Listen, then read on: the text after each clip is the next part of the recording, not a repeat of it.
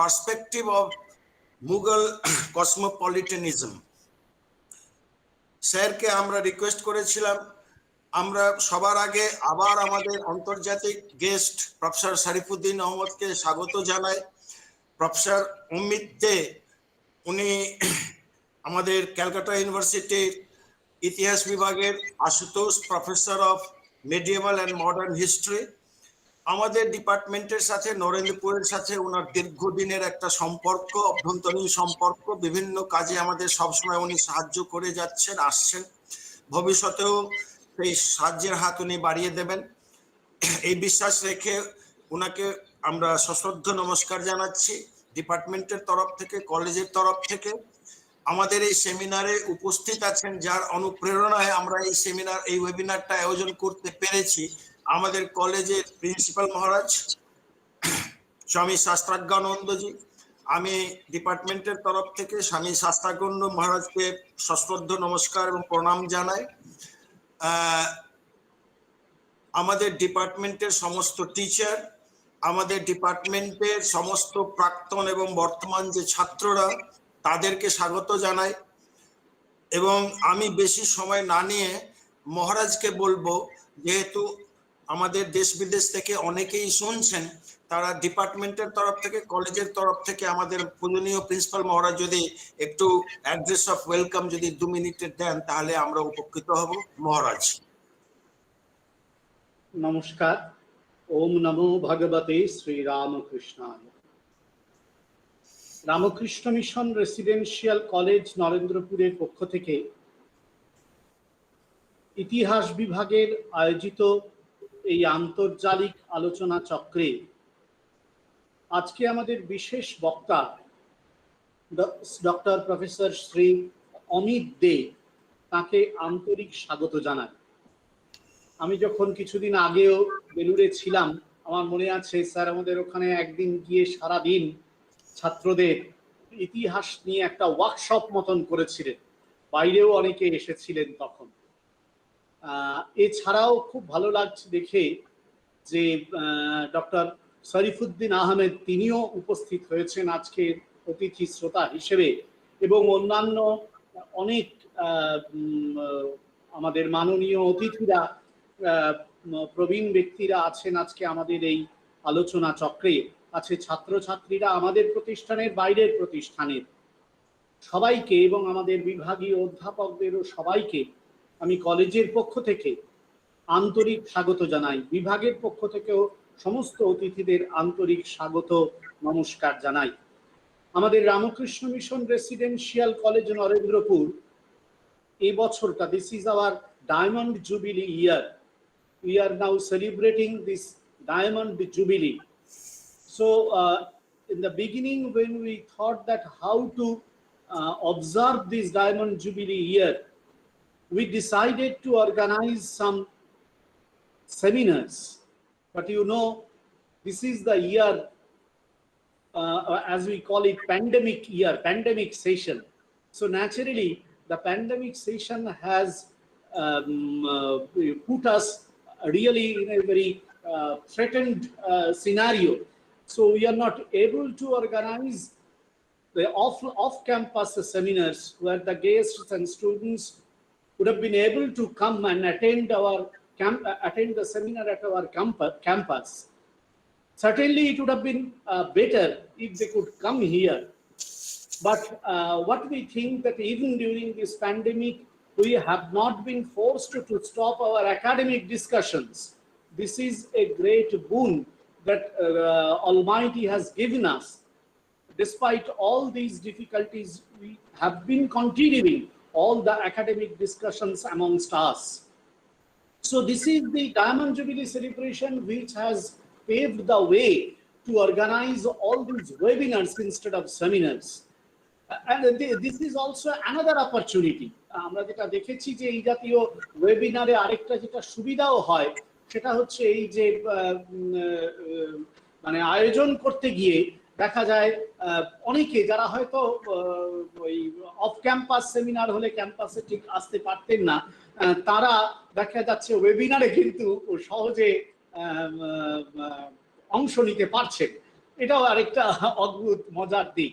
তো যাই হোক, সেই মানে সমস্ত কিছুরই একটা ইতিবাচক নেতিবাচক দিক আছে, কিন্তু আমরা এটা পরিষ্কার ভেবেছিলাম যে এই ডায়মন্ড জুবিলিতে আমরা চেষ্টা করব কিছু এই একাডেমিক ডিসকাশনস, একাডেমিক বিভিন্ন যে ইন্টারাকশনস সেগুলোকে বজায় রাখার জন্য। সেই পথ ধরেই, সেই হিসেবেই আমাদের বিভাগগুলো এই জাতীয় আলোচনা চক্র আয়োজন করেছে। যখন আমাদের কলেজ খোলা থাকতো বিগত বছরগুলোতেও আমাদের প্রচুর এরকম আলোচনা চক্র আয়োজন হতো।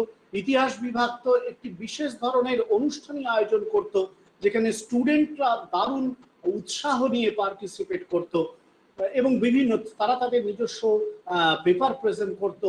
এছাড়াও আরো বিভিন্ন রকম অ্যাক্টিভিটি সেখানে থাকতো। এই পরিস্থিতিতে সেটা সম্ভব নয়। তা সত্ত্বেও এই একাডেমিক যে ওয়েবিনার সেটা অর্গানাইজ করবার জন্য আমি ইতিহাস বিভাগের কাছে, আন্তরিক বিভাগীয় প্রধান এবং অন্যান্য অধ্যাপকদের কাছে, ছাত্রদের কাছে আন্তরিকভাবে কৃতজ্ঞ। এবং আজকের যিনি বক্তা তিনি অত্যন্ত পণ্ডিত মানুষ। ইতিহাস আমার নিজের বিষয় নয়, শুধু আগ্রহের বিষয়। স্বাভাবিকভাবেই তার পাণ্ডিত্য আজকের এই আলোচনা চক্রকে সবার সামনে অত্যন্ত মনোগ্রাহী করে তুলবে। It's my farm belief, and I think hour students, the participating research scholars, academicians will will be able to accrue much benefit from today's discussions. I think there will be an interaction session after the speech will be over, and the participants will be able to interact with Professor Dey and will be able to enrich themselves in this particular area of historical studies. So I once again at the conclusion I pray to the Almighty so that our webinar, this academic webinar, becomes a successful event. সবাইকে আবার আমার আন্তরিক নমস্কার জানাই, স্বাগত জানাই আমাদের এই আন্তর্জালিক আলোচনা চক্রে। নমস্কার।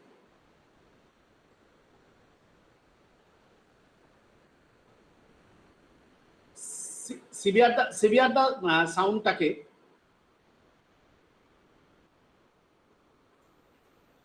ধন্যবাদ মহারাজ।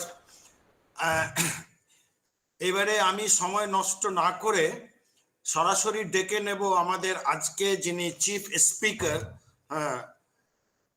তাকে প্রফেসর অমিত দে। উনি বলবেন the perspective of the Mughal cosmopolitanism নিয়ে। অমিত দে, প্রফেসর অমিত দে মানে একটা এমন নাম যার কোনো ইন্ট্রোডাকশনের প্রয়োজন আজকে দিনে কিন্তু কলকাতা বা কলকাতার বাইরে, ভারতের ভিতরে এবং ভারতের বাইরেও বিভিন্ন জায়গায় প্রয়োজন হয় না। উনি, আমি নির্দ্বিধায় বলতে পারি যে মেডিয়েভাল ইন্ডিয়ান হিস্ট্রির একজন অথরিটি মানুষ বর্তমান সাম্প্রতিককালে, এবং ওনার খ্যাতি দেশে বিদেশে আমরা দেখছি, অনুভব করছি, উপলব্ধি করছি। এবং এরকম একটা মানুষকে আমরা, এত সহজ সরল মানুষ, পণ্ডিত মানুষকে আমরা আমাদের ডিপার্টমেন্টে সহজেই পাচ্ছি, এইটা আমাদের কাছে একটা বড় গর্বের বিষয়। থিম উপস্থাপনার কোনো প্রয়োজন আমি এই মুহূর্তে মনে করছি না, কেননা সেটা করতে গেলে আমার কোনো দক্ষতাও নেই এবং সেটা করে কোনো সময় নষ্ট করেও লাভ হবে না। তবে দু একটা কথা বলি, তারপরেই আমি প্রফেসর অমিত দেকে ডেকে নেব। আসলে সাম্প্রতিককালে আমাদের দেশে যেই ধরনের রাজনৈতিক, সামাজিক, সাংস্কৃতিক পরিস্থিতি আছে, চলছে, তাতে এই ধরনের টপিক, যে টপিকের উপরে আমাদের প্রফেসর অমিত দে বক্তৃতা রাখবেন, পরিবেশন করবেন, এটা কিন্তু খুবই প্রয়োজনীয় এবং খুবই সমীচীন। আসলে পারসেপশন নিজেতে একটা হিস্টোরিক্যাল ফেনোমেন বলা যেতেই পারে, এবং মুঘল কসমোপলিটিজম নিয়ে বা মুঘল ইম্পেরিয়াল কোর্টের যে ক্যারেক্টার, সেটা কতটা কসমোপলিটন ছিল, বা মুঘল রুলার্সরা কতটা কসমোপলিটন অ্যাটিটিউড নিয়ে সাম্রাজ্যের সঞ্চালনা করেছেন, এটা বিতর্কিত বিষয়। বিতর্ক প্রথম থেকেই আছে, বিতর্ক এখনো আছে, হয়তো ভবিষ্যতেও সেই বিতর্কটা থাকবে। আসলে আমি যতটা বুঝি সাধারণ ক্ষুদ্র বুদ্ধি দিয়ে, যে কলোনিয়াল হিস্টোরিয়ানসরা তারা যখন ভারতের ইতিহাস চর্চা শুরু করলেন এবং মেডিয়েভাল ইন্ডিয়ান হিস্ট্রি নিয়ে তারা যখন ইতিহাস চর্চা শুরু করলেন, তখন তারা বেশিরভাগ actually they depended on the Persian sources, and from the Persian sources they derived two things. One, intentionally, that was they did not get any vivid picture of cosmopolitan character of the Mughal imperial court, because the Mughal imperial court chroniclers were not interested in projecting the Mughal cosmopolitan character under the Persian influence, under the influence of the Persian culture and tradition. And they deliberately ignored the other literary sources.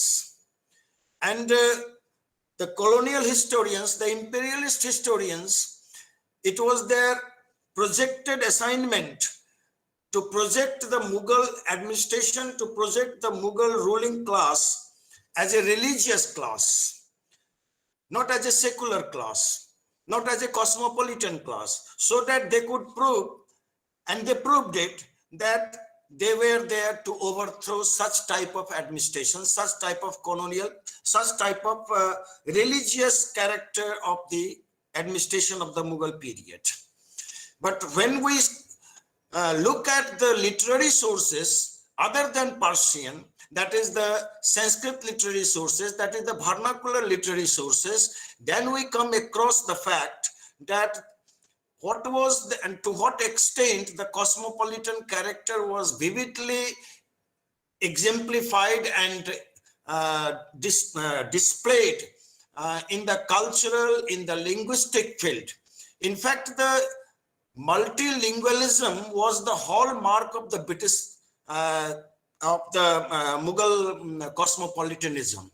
So not only in the field of language, if we take into account, if we take into consideration the Mughal art, the Mughal architecture, the Mughal literature, and then we have an idea about the character of the cosmopolitanism of the Mughals. And I think this will be in depth analyzed by Professor Amit in his today's discussion, in his today's speech. Now, without wasting any time, I directly request our Honorable Professor Amit to start his lecture. Thank you, Professor Amit. Now you can start. Thank you, Professor C.V. Roy, for a very generous introduction. I'm also grateful to our Principal Maharaj for a very enriching welcome address, and also thanks to the organizers, Professor Shushovan and others, who had taken the pain to organize a webinar of this stature. I'm also grateful to Professor Sharifuddin Ahmed. He's like my teacher, a senior to me, and we respect him a lot. He has participated. I will be bilingual, but I've been informed that some teachers from other states will be participating. So a part of my lecture would be in English as well. But it will be helpful to be bilingual for the benefit of the students, local students, I mean. So our argument is that today we live in a crisis, as Professor C.V. Roy has mentioned, the crisis of exclusivism. That is, we have seen that in the so-called modern period, some countries in the world have followed a policy of one country, one religion, one language theory. But in that context, our humble submission is that the Mughals in the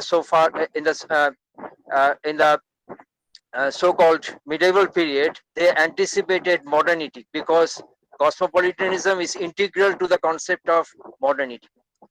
আধুনিকতার সঙ্গে এই কসমোপলিটানিজম বা এই যে বৈচিত্র্য, এই যে বহু মিশ্র সংস্কৃতি বা বৈচিত্র্য, তার একটা সম্বন্ধ আছে, অঙ্গাঙ্গী সম্বন্ধ আছে, সেটা গুরুত্বপূর্ণ।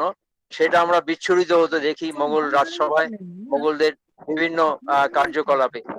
So that's why our argument is that the Mughal rule, the Mughal empire, the Mughal phenomena, if we may use the term, It was actually a creative, collaborative, cosmopolitan empire. Creative, collaborative, cosmopolitan empire. So it reflected modernity. It anticipated modernity. The modern man of modern South Asia is Ram Mohan Roy, but we do not understand Raja Ram Mohan Roy if we distance him from the likes of Akbar and Darashuko. So there is a continuation of the cosmopolitanism, and that was reflected in Raja Ram Mohan Roy.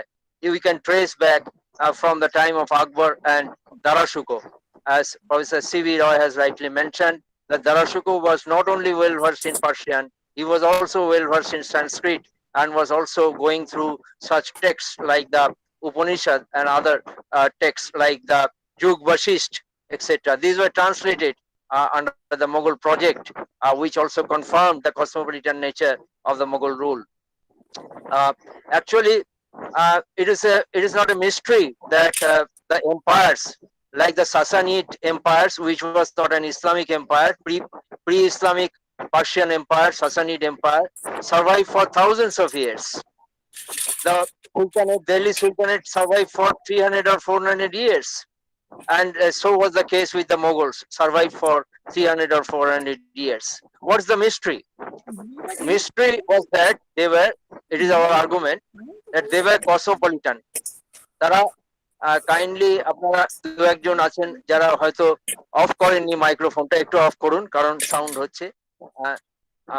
Mister অর্ঘ, আপনি একটু of করুন, আপনার মাইক্রোফোনটা sound হচ্ছে, আপনি mute করে দিন।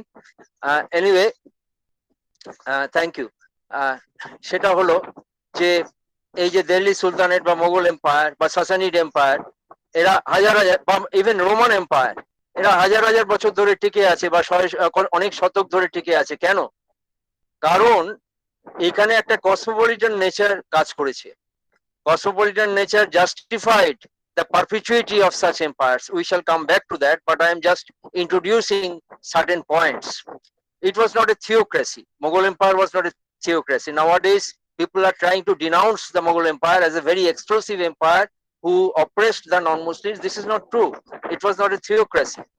It was based on certain things. I will soon come discuss those issues. We have occasions to discuss those issues.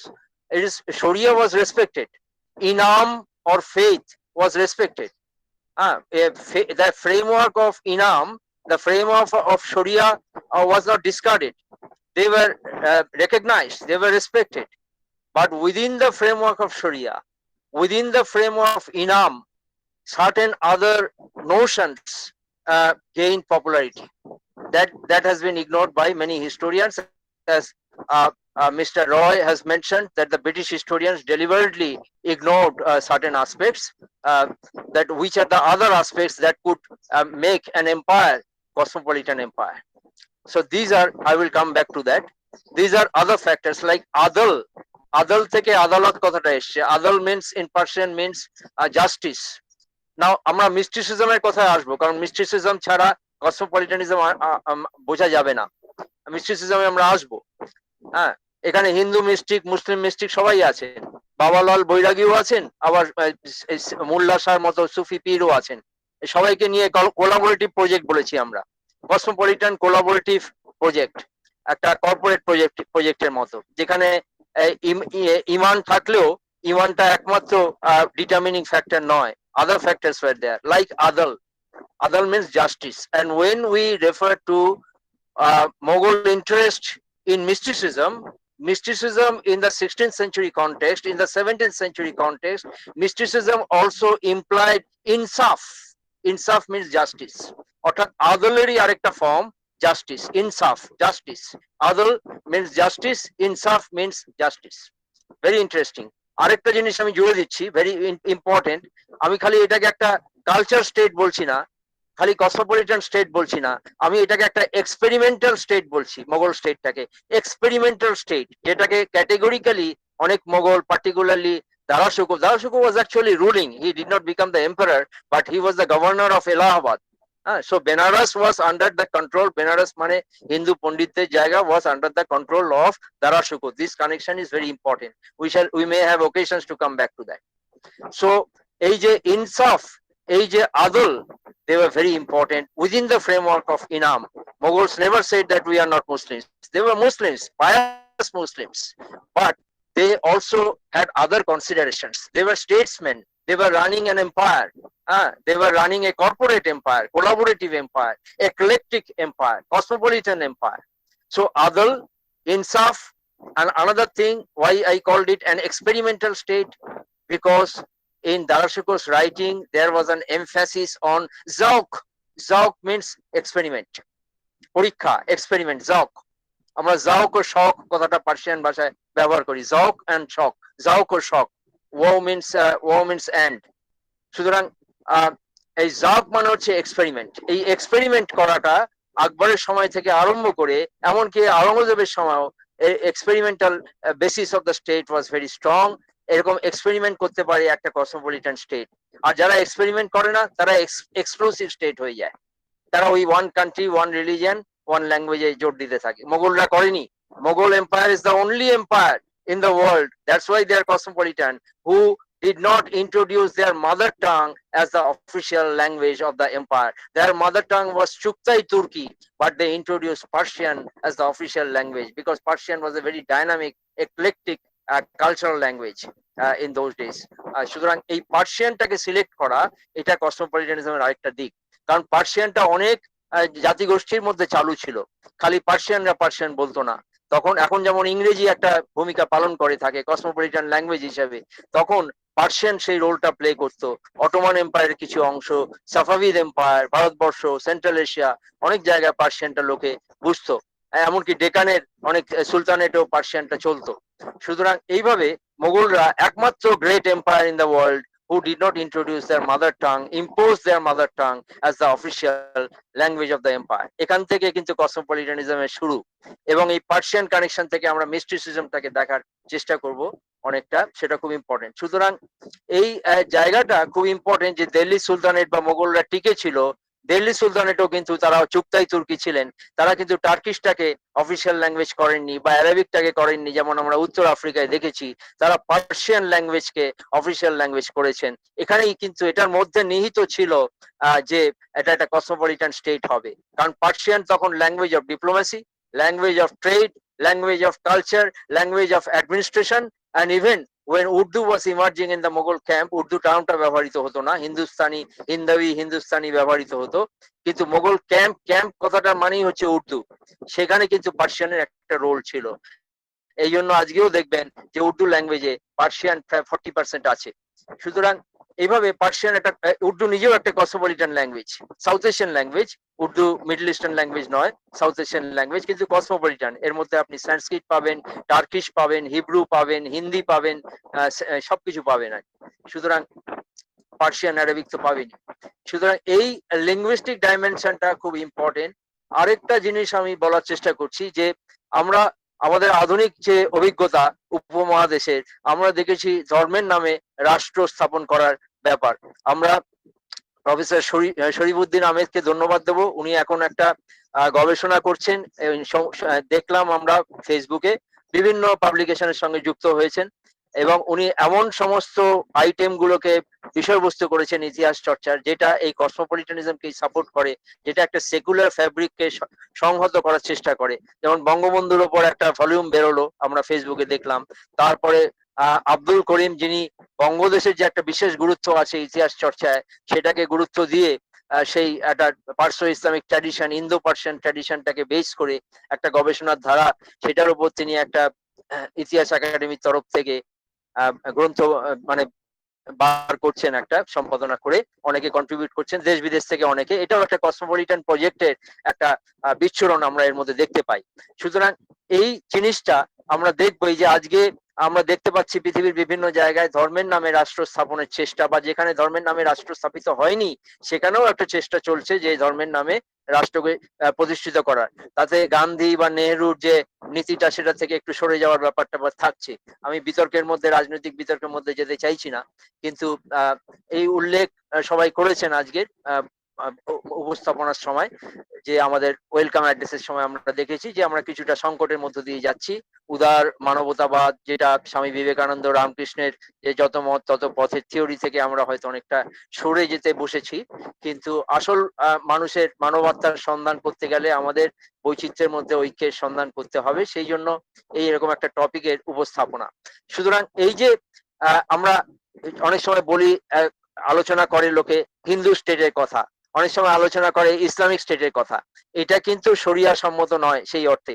কারণ হযরত মুহাম্মদের সুন্নাহর মধ্যে কিন্তু রিলিজনের মাধ্যমে স্টেট স্থাপন করার কথা ছিল না, স্টেটের কনসেপ্টই ছিল না, মিল্লাতের কনসেপ্ট ছিল। মিল্লাত মানে হচ্ছে ব্রাদারহুড, অর্থাৎ উম্মা মেশওয়ারা বা কনসালটেশনের মাধ্যমে ডিসিশন নেবে, তারপরে স্টেট চলবে।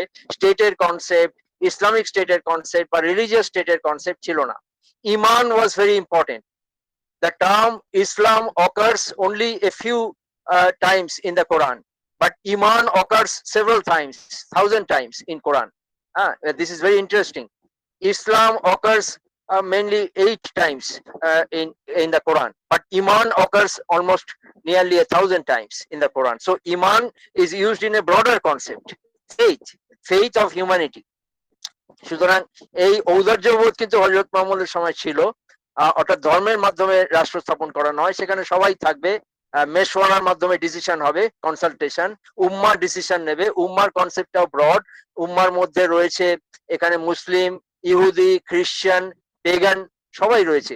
সুতরাং এই একটা ব্রড বেসড কনসেপ্ট, এটাই কিন্তু মোগলরা বা সাসানিদরা চালিয়ে নিয়ে যাওয়ার চেষ্টা করেছে। সাসানিদরা অবশ্য প্রি ইসলামিক এম্পায়ার, কিন্তু মোগলরা হচ্ছে পোস্ট ইসলামিক এম্পায়ার। সুতরাং এখানে এই ঔদার্যবোধ গুলো, কসমোপলিটানিজম গুলো এদের এক সূত্রে বেঁধেছে।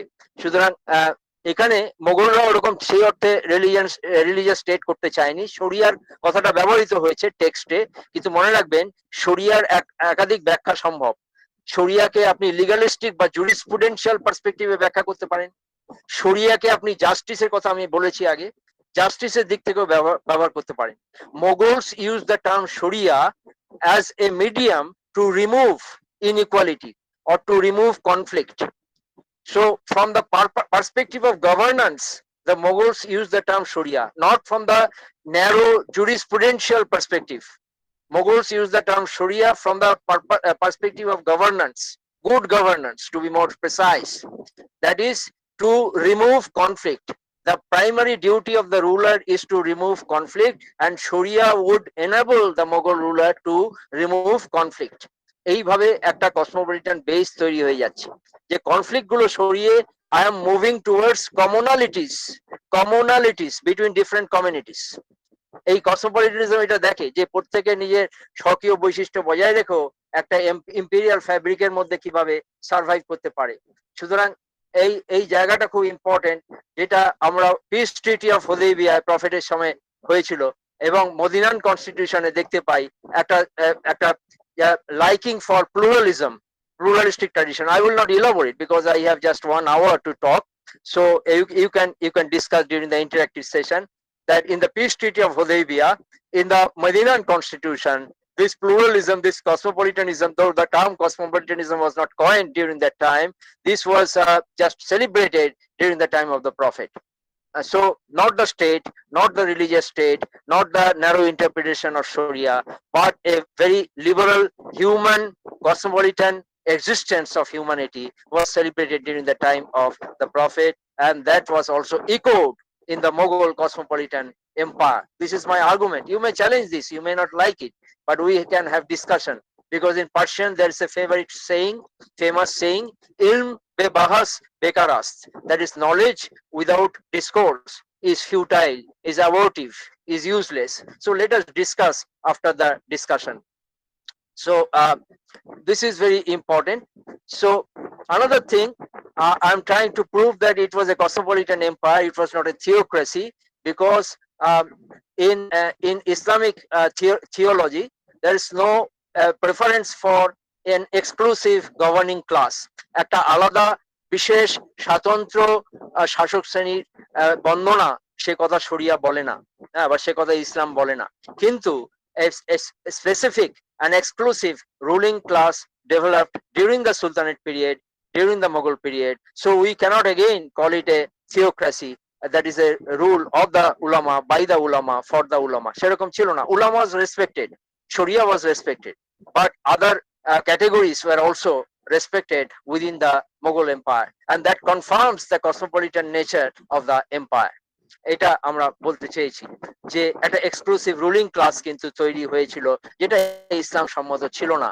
যেমন আকবরের সময় যে ভারতবর্ষের সাম্রাজ্যে, উপমহাদেশের সাম্রাজ্যে, মোগল সাম্রাজ্যে মাত্র 3% ছিল আশরাফ, অর্থাৎ হাই বর্ন মুসলিম, আশরাফ, who can trace their genealogy in the Middle East. আশরাফ হাই বর্ন, হ্যাঁ, হিন্দুস্তানি নয়, আশরাফ ছিল 3%, 3%, only 3%, but they ruled a great empire.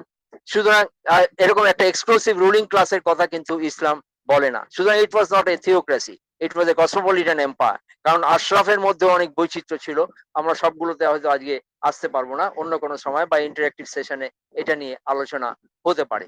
তাহলে আমরা এখন যে জায়গাটা দেখলাম, তাহলে আমাদের প্রশ্নটা এখনই হতে পারে, তারপর আমরা প্রসঙ্গান্তরে চলে যাব, যে তাহলে মনার্কিটা এলো কি করে? মনার্কির কথা যদি ইসলামে থেকে না থাকে, প্রফেট মোহাম্মদের সময় যদি মনার্কির কথাটা থেকে না থাকে, তাহলে অ্যাবসলিউট মনার্কির কনসেপ্টটা কিভাবে এলো? এটা একটা অপশন এলো, সেই অপশন থেকে এলো। কারণ অ্যানার্কি আর মনার্কি এর মধ্যে একটা সিলেকশনের প্রশ্ন উঠলো, যে what should be selected, anarchy or monarchy? So monarchy was preferred as a pragmatic gesture.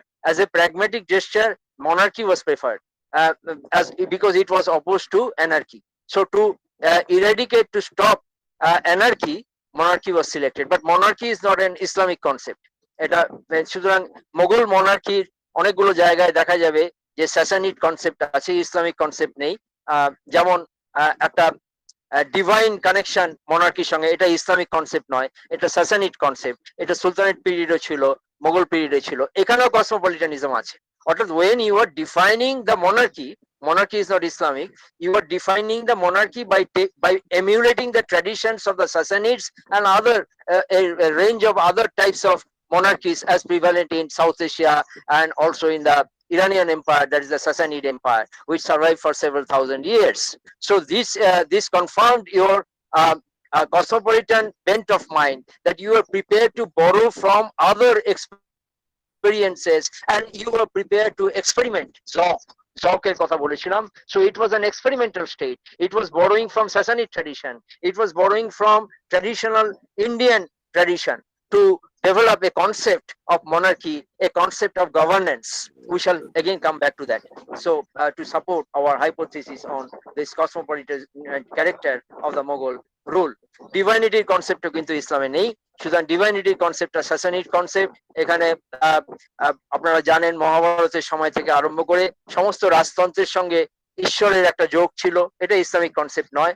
এটার মধ্যে একটা কসমোপলিটানিজম আছে, একটা indigenous tradition was being borrowed by the Mughals. সুতরাং Mughals were not foreigners.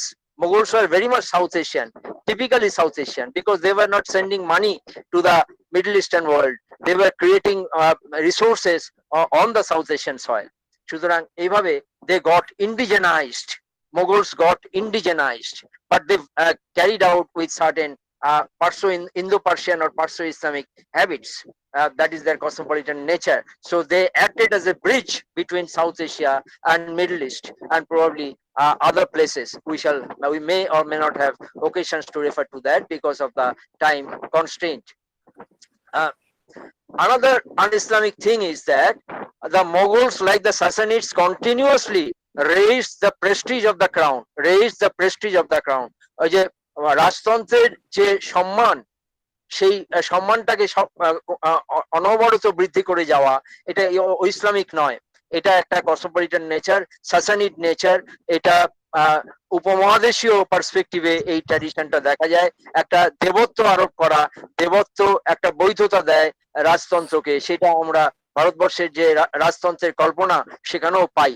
সুতরাং মোগলরা এই জিনিসগুলোকে অ্যাপ্রোপ্রিয়েট করে নিচ্ছে, যেটাকে আমরা বলতে পারি সদৃশকরণ, সৃজনশীল সদৃশকরণ, very creative appropriation of existing traditions existing in South Asia and also beyond, because Sassanid Empire was not in South Asia but was in West Asia. সুতরাং West Asian and South Asian কনসেপ্টটাকে মোগলরা appropriate করে তাদের কসমোপলিটানিজমটাকে sustain করেছে, এটা আমরা বলতে চেয়েছি। That is the continuous raising of the prestige of the crown.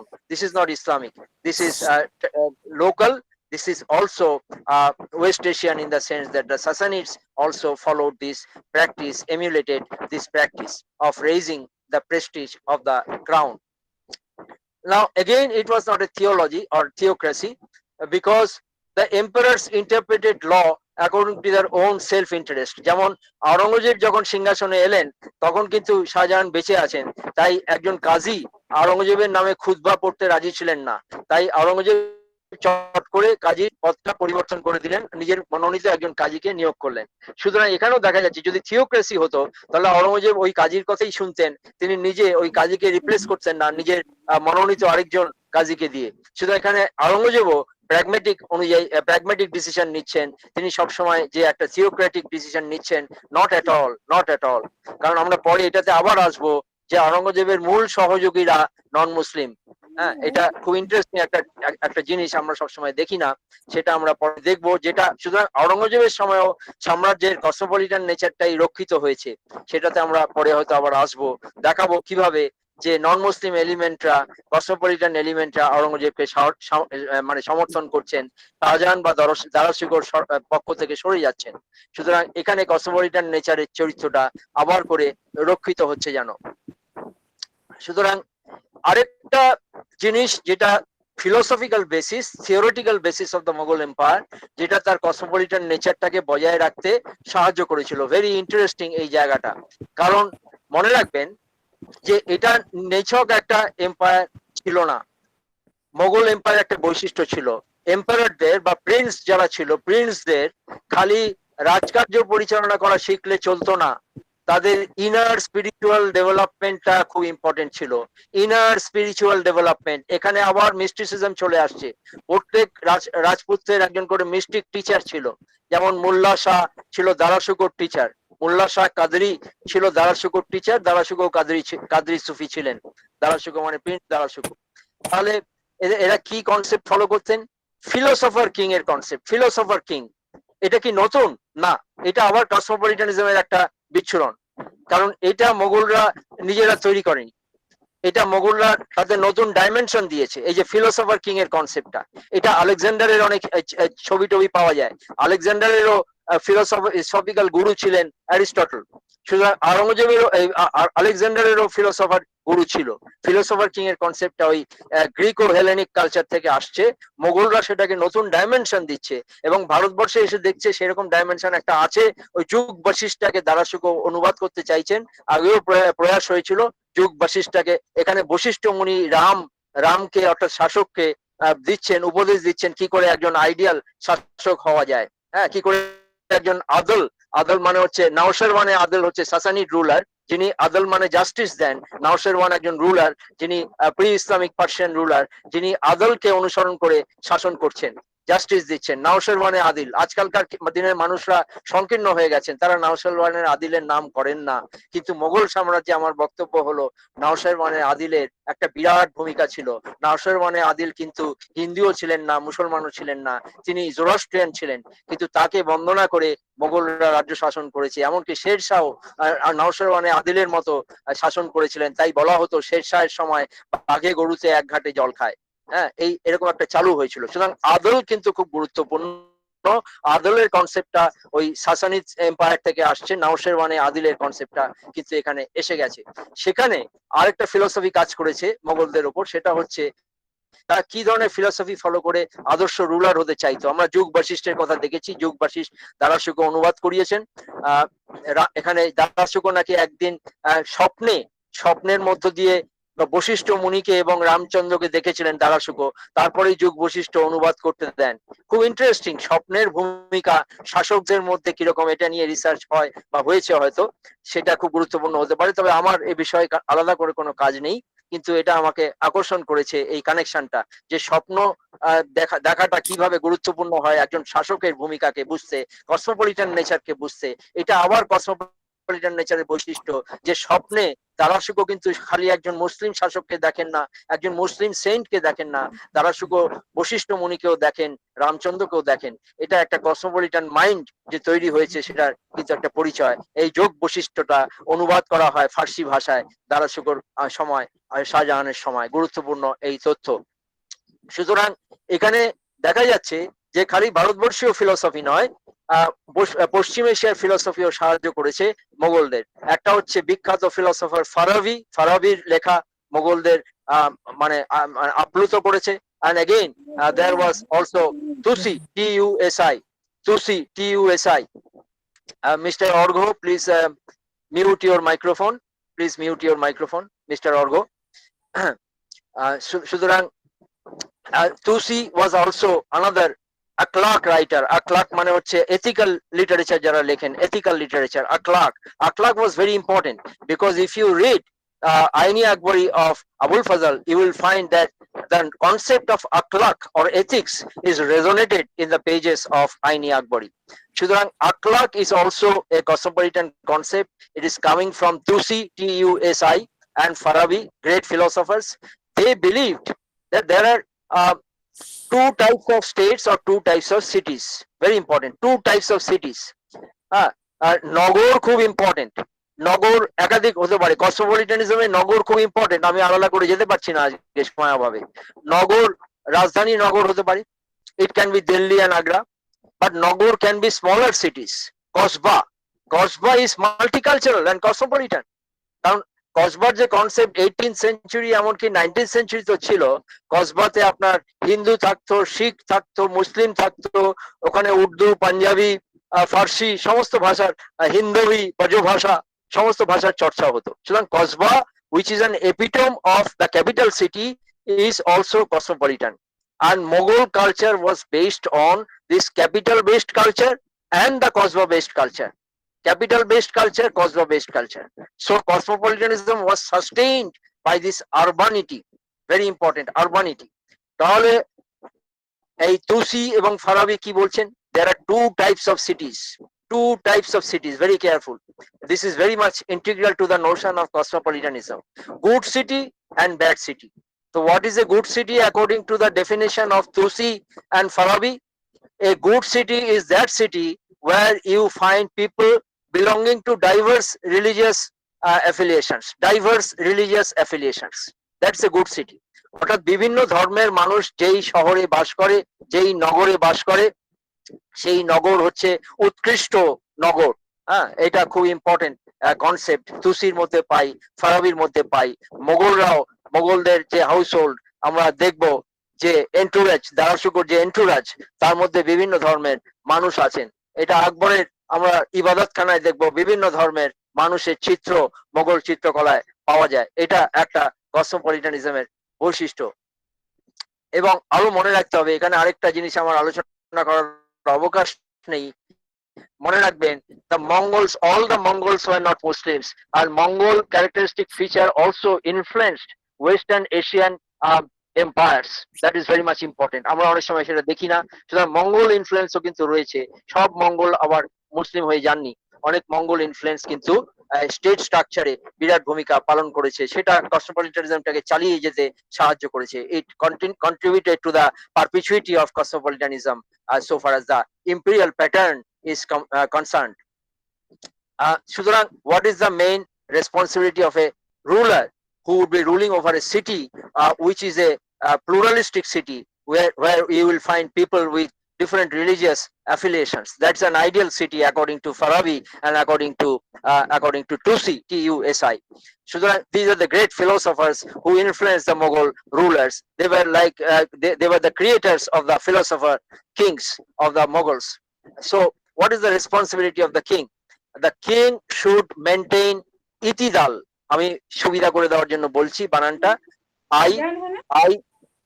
ITI. একটু kindly Mr. Orgo, please mute your microphone. Yes, thank you. Itidal means ITIDAL. বাংলায় বললে রস্যই, তয় রস্যি, দয়াকার ল, ইতিদাল। রস্যই, তয় রস্যি, ইতি, দয়াকার ল, ইতিদাল. Itidal means equipoise, সামঞ্জস্য, equipoise. So the basic responsibility of the ruler is to implement itidal. Itidal means equipoise, সামঞ্জস্য রক্ষা করা তার প্রধান দায়িত্ব. It is not his primary duty to engineer conversion within the empire. So the Mughals did not convert the people of South Asia. So it will be a wrong acquisition if you say that the Mughals by force converted the people of South Asia. They were not interested in that. They had other projects. I will come back to that. So they were interested in implementing itidal or equipoise rather than engineering conversion in the South Asian context. This is very much important for us to understand. Itidal, how itidal can be exercised? You have to observe the day-to-day activities of your subject population, and you have to explore their problem, and you would be keen to resolve their difficulties, their problems. Then you can emerge as a ruler who is keen to implement itidal in his empire. এখানে খলিফা ওমরকে অনুকরণের ব্যাপারটা থাকে. ওমর রাতের বেলায়, হারুনুর রশিদও রাতের বেলায় তার subject population কিভাবে দিন যাপন করছেন দেখতে যেতেন এবং ইতিদালকে ইম্পোজ করার চেষ্টা করতেন. সুতরাং এইভাবে বিভিন্ন ট্র্যাডিশন থেকে মোগলরা নেওয়ার চেষ্টা করেছেন. এবং এখানে খুব পরিষ্কার বলা আছে একলাক লিটারেচার গুলোর কথা আমি আপনাদের বলেছি. তুসি একজন একলাক রাইটার, আরো অন্যান্য রাইটারও আছে. রুমির লেখার মধ্যেও একলাকের বিচ্ছুরণ পাওয়া যায়. একলাক লিটারেচারে খুব খাকানি আরেকজন খুব বিখ্যাত একলাক রাইটার. খাকানির খুব ইনফ্লুয়েন্স ছিল মোগলদের উপর. খাকানি, KHAQANI, খাকানি.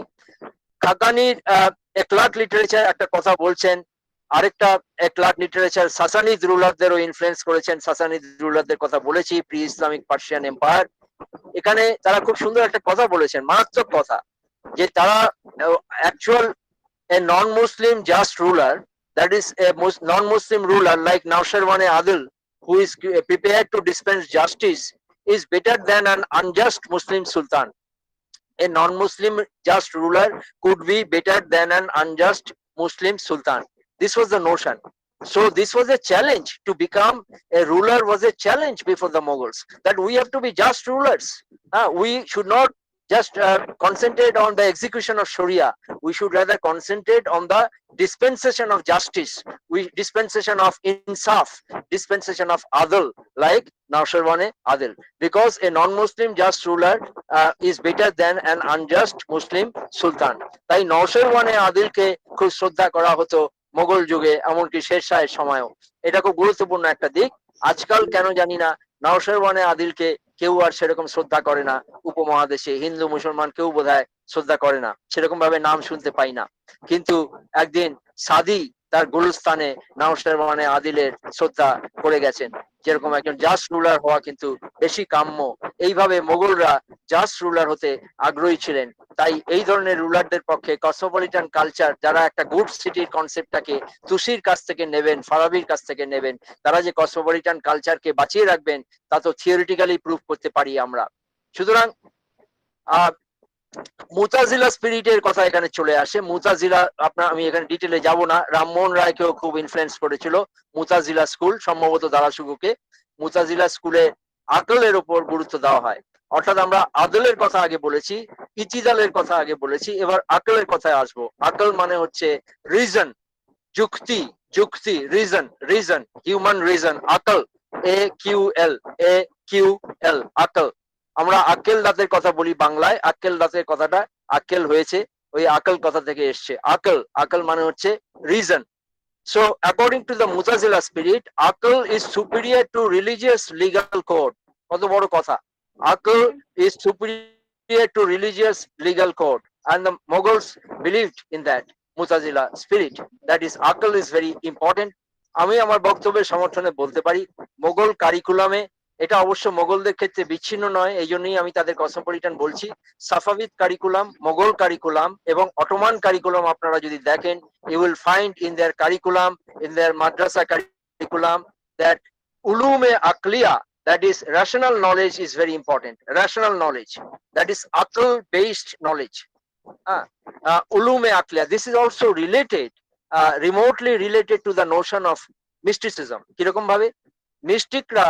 মিস্টিকরা বলে ইলমে বাতিনের কথা, ইনার নলেজের কথা। রবীন্দ্রনাথ এটাতে উদ্বুদ্ধ হয়ে বলছেন, অন্তর মম বিকশিত করো অন্তরতর হে। অর্থাৎ রবীন্দ্রনাথ এই পুঁথিগত বিদ্যায় বিশ্বাসী ছিলেন না, তাই কলেজে যাননি, তাই বাড়িতে বসেই শিক্ষা লাভ করেছিলেন, অনেকের থেকে বেশি শিক্ষিত ছিলেন, তাই এই অন্তরতর শিক্ষায় গুরুত্ব দিয়েছেন। অন্তর মম বিকশিত করো অন্তরতর হে, এই জন্য ক্ষিতিমোহন সেনকে দিয়ে এই সাধু সন্তদের ব্যাপারে গবেষণা করাচ্ছেন। সেই কসমোপলিটানিজমেরই কন্টিনিউয়েশন। রবীন্দ্রনাথের যে সিভিলাইজেশন আর ন্যাশনালিজম, সেখানে কসমোপলিটানিজমের বিচ্ছুরণ আপনারা পাবেন। এই সিভিলাইজেশন আর ন্যাশনালিজমের পূর্বসূরি ছিল মোগলরা, এটা আমার হাম্বল সাবমিশন। তাই মোগলস ওয়ার পুটিং এমফাসিস অন আকল। আমি আদলের কথা বলেছি, আমি ইতিদালের কথা বলেছি, এখন আমি আকলের কথা বললাম, একলাকের কথা তো বলেইছি। আকল হচ্ছে এই রিজনের উপর বেস করে রুল করতে হবে, এটা উলুমে আকলিয়া, রেশনাল নলেজ। এই জন্য আমি মোগল স্টেটকে একটা এক্সপেরিমেন্টাল কসমোপলিটান কোলাবোরেটিভ স্টেট বলছি, এক্সপেরিমেন্টাল স্টেট, কারণ they are putting emphasis on জাউক, ZAUQ, ZAUQ, জাউক। জাউক মানে experiment, is very important to the Mughals. এটা খুব ইম্পর্টেন্ট, ওটা পরীক্ষা নিরীক্ষা করছে, কিছু ইন্ডিজেনাস ফিলসফি, কিছু পার্সিয়ান ফিলসফি ইত্যাদি নিয়ে পরীক্ষা নিরীক্ষা অনবরত করে চলেছেন মোগলরা। এই জন্য আকবর, আরেকটা খুব গুরুত্বপূর্ণ জিনিসে আমরা আসবো, আমরা এভাবেও দেখি না যখন আমরা একটা কসমোপলিটান এম্পায়ারের কথা বলি।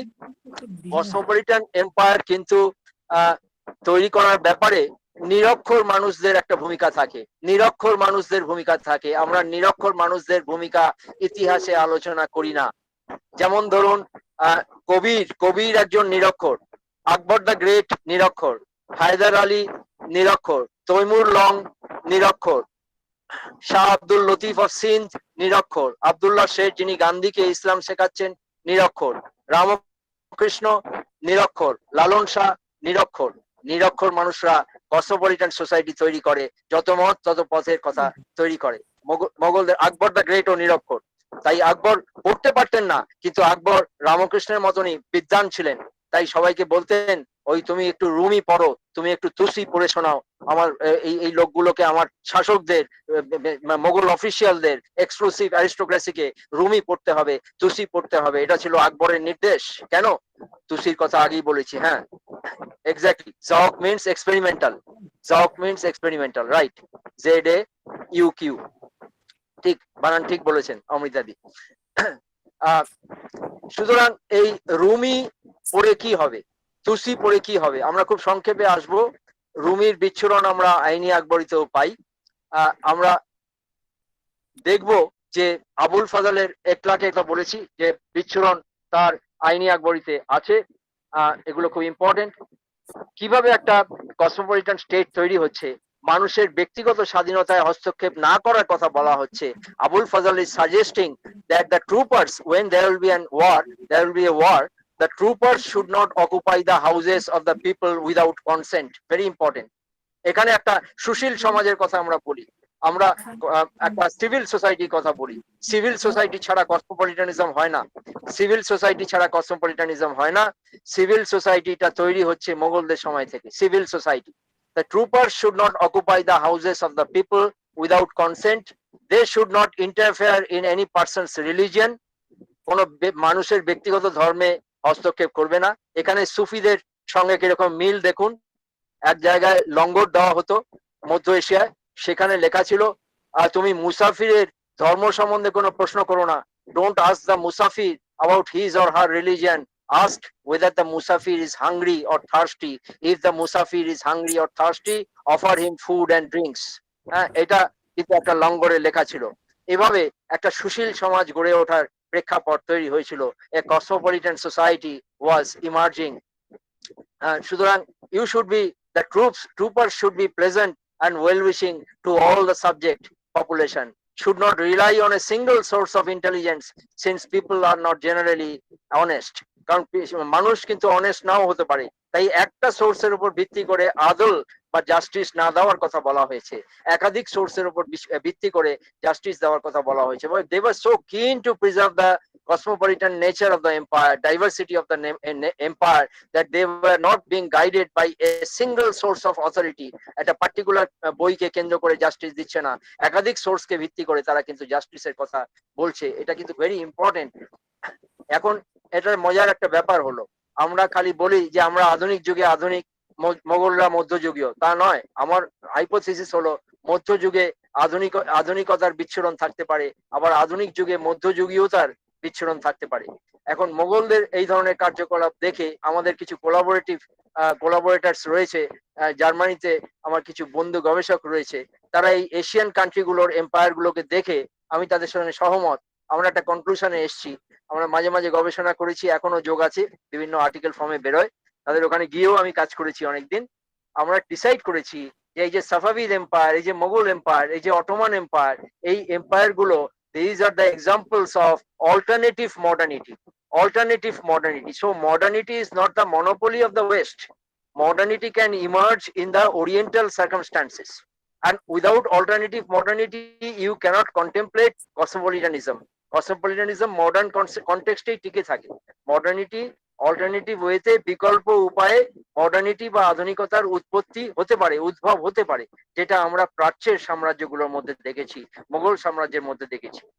অর্থাৎ এখানে আমরা আধুনিকতা বলতে কি বোঝাচ্ছে? এটা প্লুরালিজম, কসমোপলিটানিজম, অনেকগুলো ভিউকে, অনেকগুলো রিলিজিয়নকে, বৈচিত্র্যকে সার্ভাইভ করতে দেওয়া বা তার পথকে প্রশস্ত করা, ত্বরান্বিত করার যে প্রয়াস, যে পরীক্ষা নিরীক্ষা, জক এক্সপেরিমেন্ট, সেটা আমরা মুঘল এম্পায়ার মধ্যে, এক্সপেরিমেন্টাল স্টেটের মধ্যে দেখতে পাই। তাই cosmopolitanism was very sustained and very successful because of this framework of Mughal rule.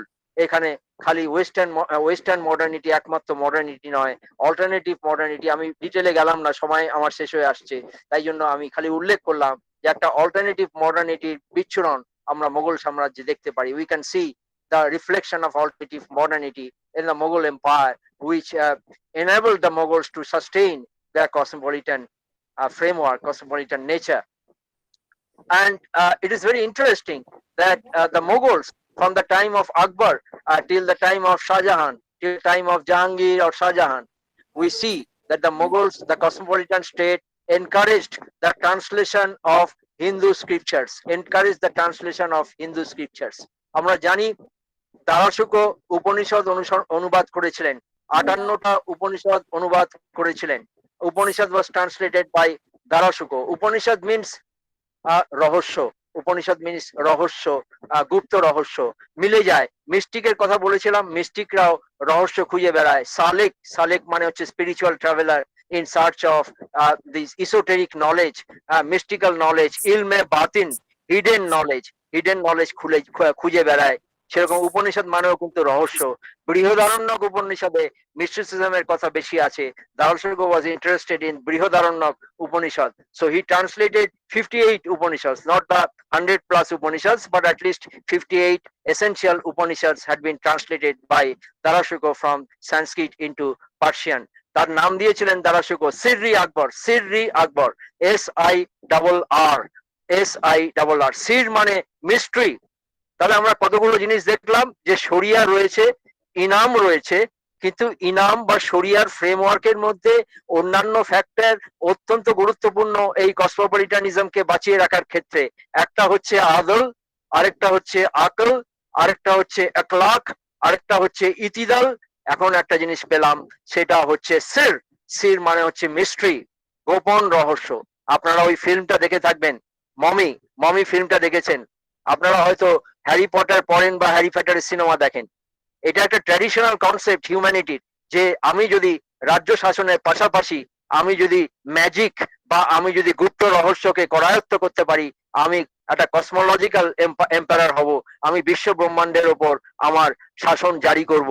এই জন্য জাহাঙ্গীরের নাম জাহাঙ্গীর, যার পায়ে এসে পদানত হয় বিশ্ব, এবং শাহজাহানের নাম শাহজাহান, জাহান মানে হচ্ছে ইউনিভার্স, যার পায়ে এসে পদানত হয়, যিনি করায়ত্ত করেন ইউনিভার্সকে। এটা খুব ইন্টারেস্টিং একটা কনসেপ্ট। আপনারা যদি চিত্রকলায় দেখেন যে জাহাঙ্গীর একটা গ্লোবের উপর দাঁড়িয়ে, তার নিচে একটা মৎস্য রয়েছে, মৎস্য খুব ইম্পর্টেন্ট। আমরা ইন্টারেক্টিভ সেশনে সেখানে চলে যেতে পারি। কসমোপলিটান নোশন, এই মৎস্যের সঙ্গে কিন্তু খাজা খিজিরের যোগ আছে। বঙ্গদেশে এবং পাঞ্জাবে খাজা খিজিরের গুরুত্বপূর্ণ যোগসূত্র আছে। কোরআনে খাজা খিজির নামটা নেই, কিন্তু ইন্ডিকেশন আছে খাজা খিজিরের। এটা সুফিরা বলে থাকে যে খাজা খিজির যেমন মোজেসকে এসোটেরিক নলেজ দিয়েছেন, ইলমে বাতিন দিয়েছেন, খাজা খিজির এসে মাজমাউল বাহরাইনে দারাশুকোর লেখা গ্রন্থে দারাশুকোকে হিন্দু মুসলিম সমাগমে অর্থাৎ পীরের সমাগমে দারাশিকোরকে সেই গোপন জ্ঞান সঞ্চালিত করেছেন দারাশিকোর মধ্যে। এই কনসেপ্ট, অর্থাৎ দারাশিকো যদি আলেকজান্ডারের মতো এই গুপ্ত জ্ঞান, সির এবং কসমোলজিক্যাল নলেজকে করায়ত্ত করতে পারেন, তিনি কসমোপলিটান এম্পায়ারের অধীশ্বর হতে পারবেন, বিশ্ব ব্রহ্মাণ্ডের অধীশ্বর হতে পারবেন। দারাশিকো অবশ্য তাতে রাজি ছিলেন না, কারণ শাহজাহান এক সময় দারাশিকোকে বলেছিলেন, I have given you the knowledge that was disseminated to Alexander. Darashikov said that I don't want to be a Sikandar Sani, second Alexander. I want to be a thinker. আমি একজন চিন্তক হতে চাই। সুতরাং এটা এভাবে মোগল সাম্রাজ্যের যে তাত্ত্বিক কসমোপলিটান ভিত্তি সেটা সুদৃঢ়তর হয়েছে। দারাশিকো সিররি আকবর উপনিষদ অনুসরণ করে অনুবাদ করে নাম দিয়েছেন, অর্থাৎ গ্রেট মিস্ট্রি, বিরাট রহস্য। উপনিষদ মানেই রহস্য। দারাশিকো তাকে অনুবাদ করলেন। এটা খুব গুরুত্বপূর্ণ একটা চর্চা। এগুলোর অন্যান্য দিক আছে যেগুলোতে আমরা আসবো। জাহাঙ্গীরও ট্রাই টু এস্টাবলিশ ইতিদালের কথা বলেছি, উইদিন দ্য ফ্রেমওয়ার্ক অফ ইনাম। হ্যাঁ, জাহাঙ্গীরের সময় একটা সময় there was too much emphasis on Sharia. We have noticed that even during the early years of Akbar's reign, there was too much emphasis on Sharia. But there's an evolution in Jahangir's rule as well as Akbar's rule. So you have to understand their gradual gravitation towards cosmopolitanism. Though the Sharia structure was maintained, the Inam structure was maintained, but within the framework of Inam, Itidal was established by the Mughals. Mashrabi Itidal, that is social harmony, was their goal. And without this notion of social harmony, you cannot contemplate a cosmopolitan, long-lasting empire. So Nasirian Akhlaq was very popular, a guiding force before the Mughal emperors. Time is running out for me, so I will just highlight on certain aspects. এখন মোগল এম্পায়ারকে বিভিন্ন ভাবে দেখার ব্যবস্থা হয়েছে। আমাদের governor ছিলেন সৈয়দ নুরুল হাসান, তিনি একটা টার্ম ব্যবহার করেছেন, আমি অ্যাকসেপ্ট করি, সেটাকে আমি আজকে ইলাবোরেট করার একটু চেষ্টা করলাম আমার মতো করে। উনি বলছেন যে মোগল স্টেটটা থিওক্রেসি ছিল না, এটা একটা কালচার স্টেট, একটা সাংস্কৃতিক রাষ্ট্র, একটা কালচার স্টেট। সেখানে উনি ইনডাইরেক্টলি কসমোপলিটানিজম কথাটা ওইভাবে হয়তো ব্যবহার করেননি, কিন্তু ইনডাইরেক্টলি এই কসমোপলিটানিজমের পক্ষেই রায় দিয়েছেন। এখানে সুফি কানেক্টিভিটি গুলো খুব ইম্পর্টেন্ট। এই কাদরিরা খুব ইন্টারেস্টিং সুফি। আমরা সাধারণত ন্যাশনালিস্ট বা মার্কসিস্ট হিস্টোরিয়ানরা চিস্তি সুফিদের উপর বেশি গুরুত্ব দেই, কারণ চিস্তিদের মোগল কানেকশন ছিল, কাদরিদেরও ছিল। দারাশিকো হিমসেলফ ওয়াজ এ কাদরি সেন্ট। কাদরিরা বেদ উপনিষদে আগ্রহ দেখায়, ভেরি ইন্টারেস্টিং। এই যে সুল্লে কুলের কথা বললেন, আকবরের সময়কার সুল্লে কুল, the peace with all concept, peace with all, সুল্লে কুল, সেই সময় আমরা কন্টেম্পোরারি এম্পায়ার গুলোকে একটু দেখে নেবো, তাহলে মোগল কসমোপলিটানিজমের কনসেপ্টটা আমরা জাস্টিফাই করতে পারবো। When Akbar was ruling, Elizabeth was also ruling. Elizabeth was persecuting the Roman Catholics. When Akbar was ruling, the French monarch was also ruling, but the French monarch was intolerant towards the Protestants, the Huguenots, who migrated to the countries like Switzerland and contributed to the development of industrialization. And in Switzerland, the descendants of the Huguenots are still making watches. You understand what I imply. And in the Safavid Empire, the Safavid monarch, they were intolerant towards the Sunnis. The Uzbek monarch was intolerant towards the Shias. The Ottoman monarch was equally intolerant towards the Shias. But the Mughals, during that time, that experimental cosmopolitan Mughal state, the Mughal state which reflected and resonated alternative modernity, they were practicing sulle kul, peace with all. This is integral to the concept of cosmopolitanism. So a broad-based notion of citizenship was emerging.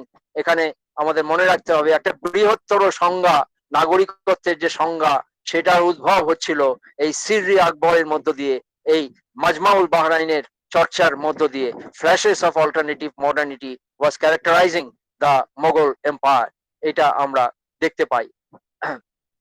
সুতরাং সবগুলো জায়গায় আমাদের আজকে যাওয়া হবে না, আমাদের সময় শেষ হয়ে আসছে। এখন আমরা সবসময় দেখি না, যখন আমরা এই ধরনের আলোচনা করি, যে সাহিত্য পাঠ বা সাহিত্য শ্রবণ, কারণ আকবর যেহেতু নিরক্ষর ছিলেন, আমরা সেখানে সাহিত্য পাঠ কথাটা ব্যবহার করব না, সাহিত্য শ্রবণ কথাটা ব্যবহার করব। সাহিত্য শ্রবণের মধ্য দিয়ে আকবরের শাসনকালে কি কোনো প্রভাব হয়েছিল সাহিত্য চয়নের মধ্য দিয়ে বা সাহিত্য চর্চার মধ্য দিয়ে?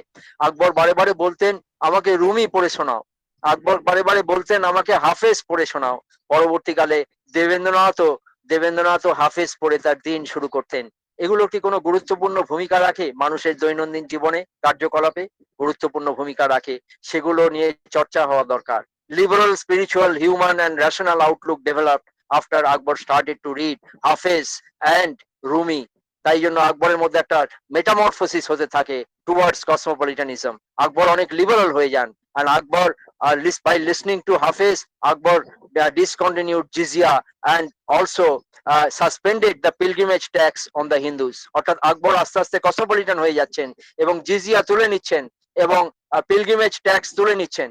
আকবর কসমোপলিটান হয়ে যাচ্ছেন ওই হাফেজ পড়ে, রুমি পড়ে। কারণ এই রুমি এক জায়গায় বলেছেন, if God wished he could have created a single religion, but he did not wish to do that. He created many religions and he sent a religious leader for each of them, and particularly the religion of the people of Hind and Sindh should not be interfered with. সুতরাং একটা cosmopolitan সোসাইটির বন্দনা আমরা রুমির মাসনাভির মধ্যে পাই।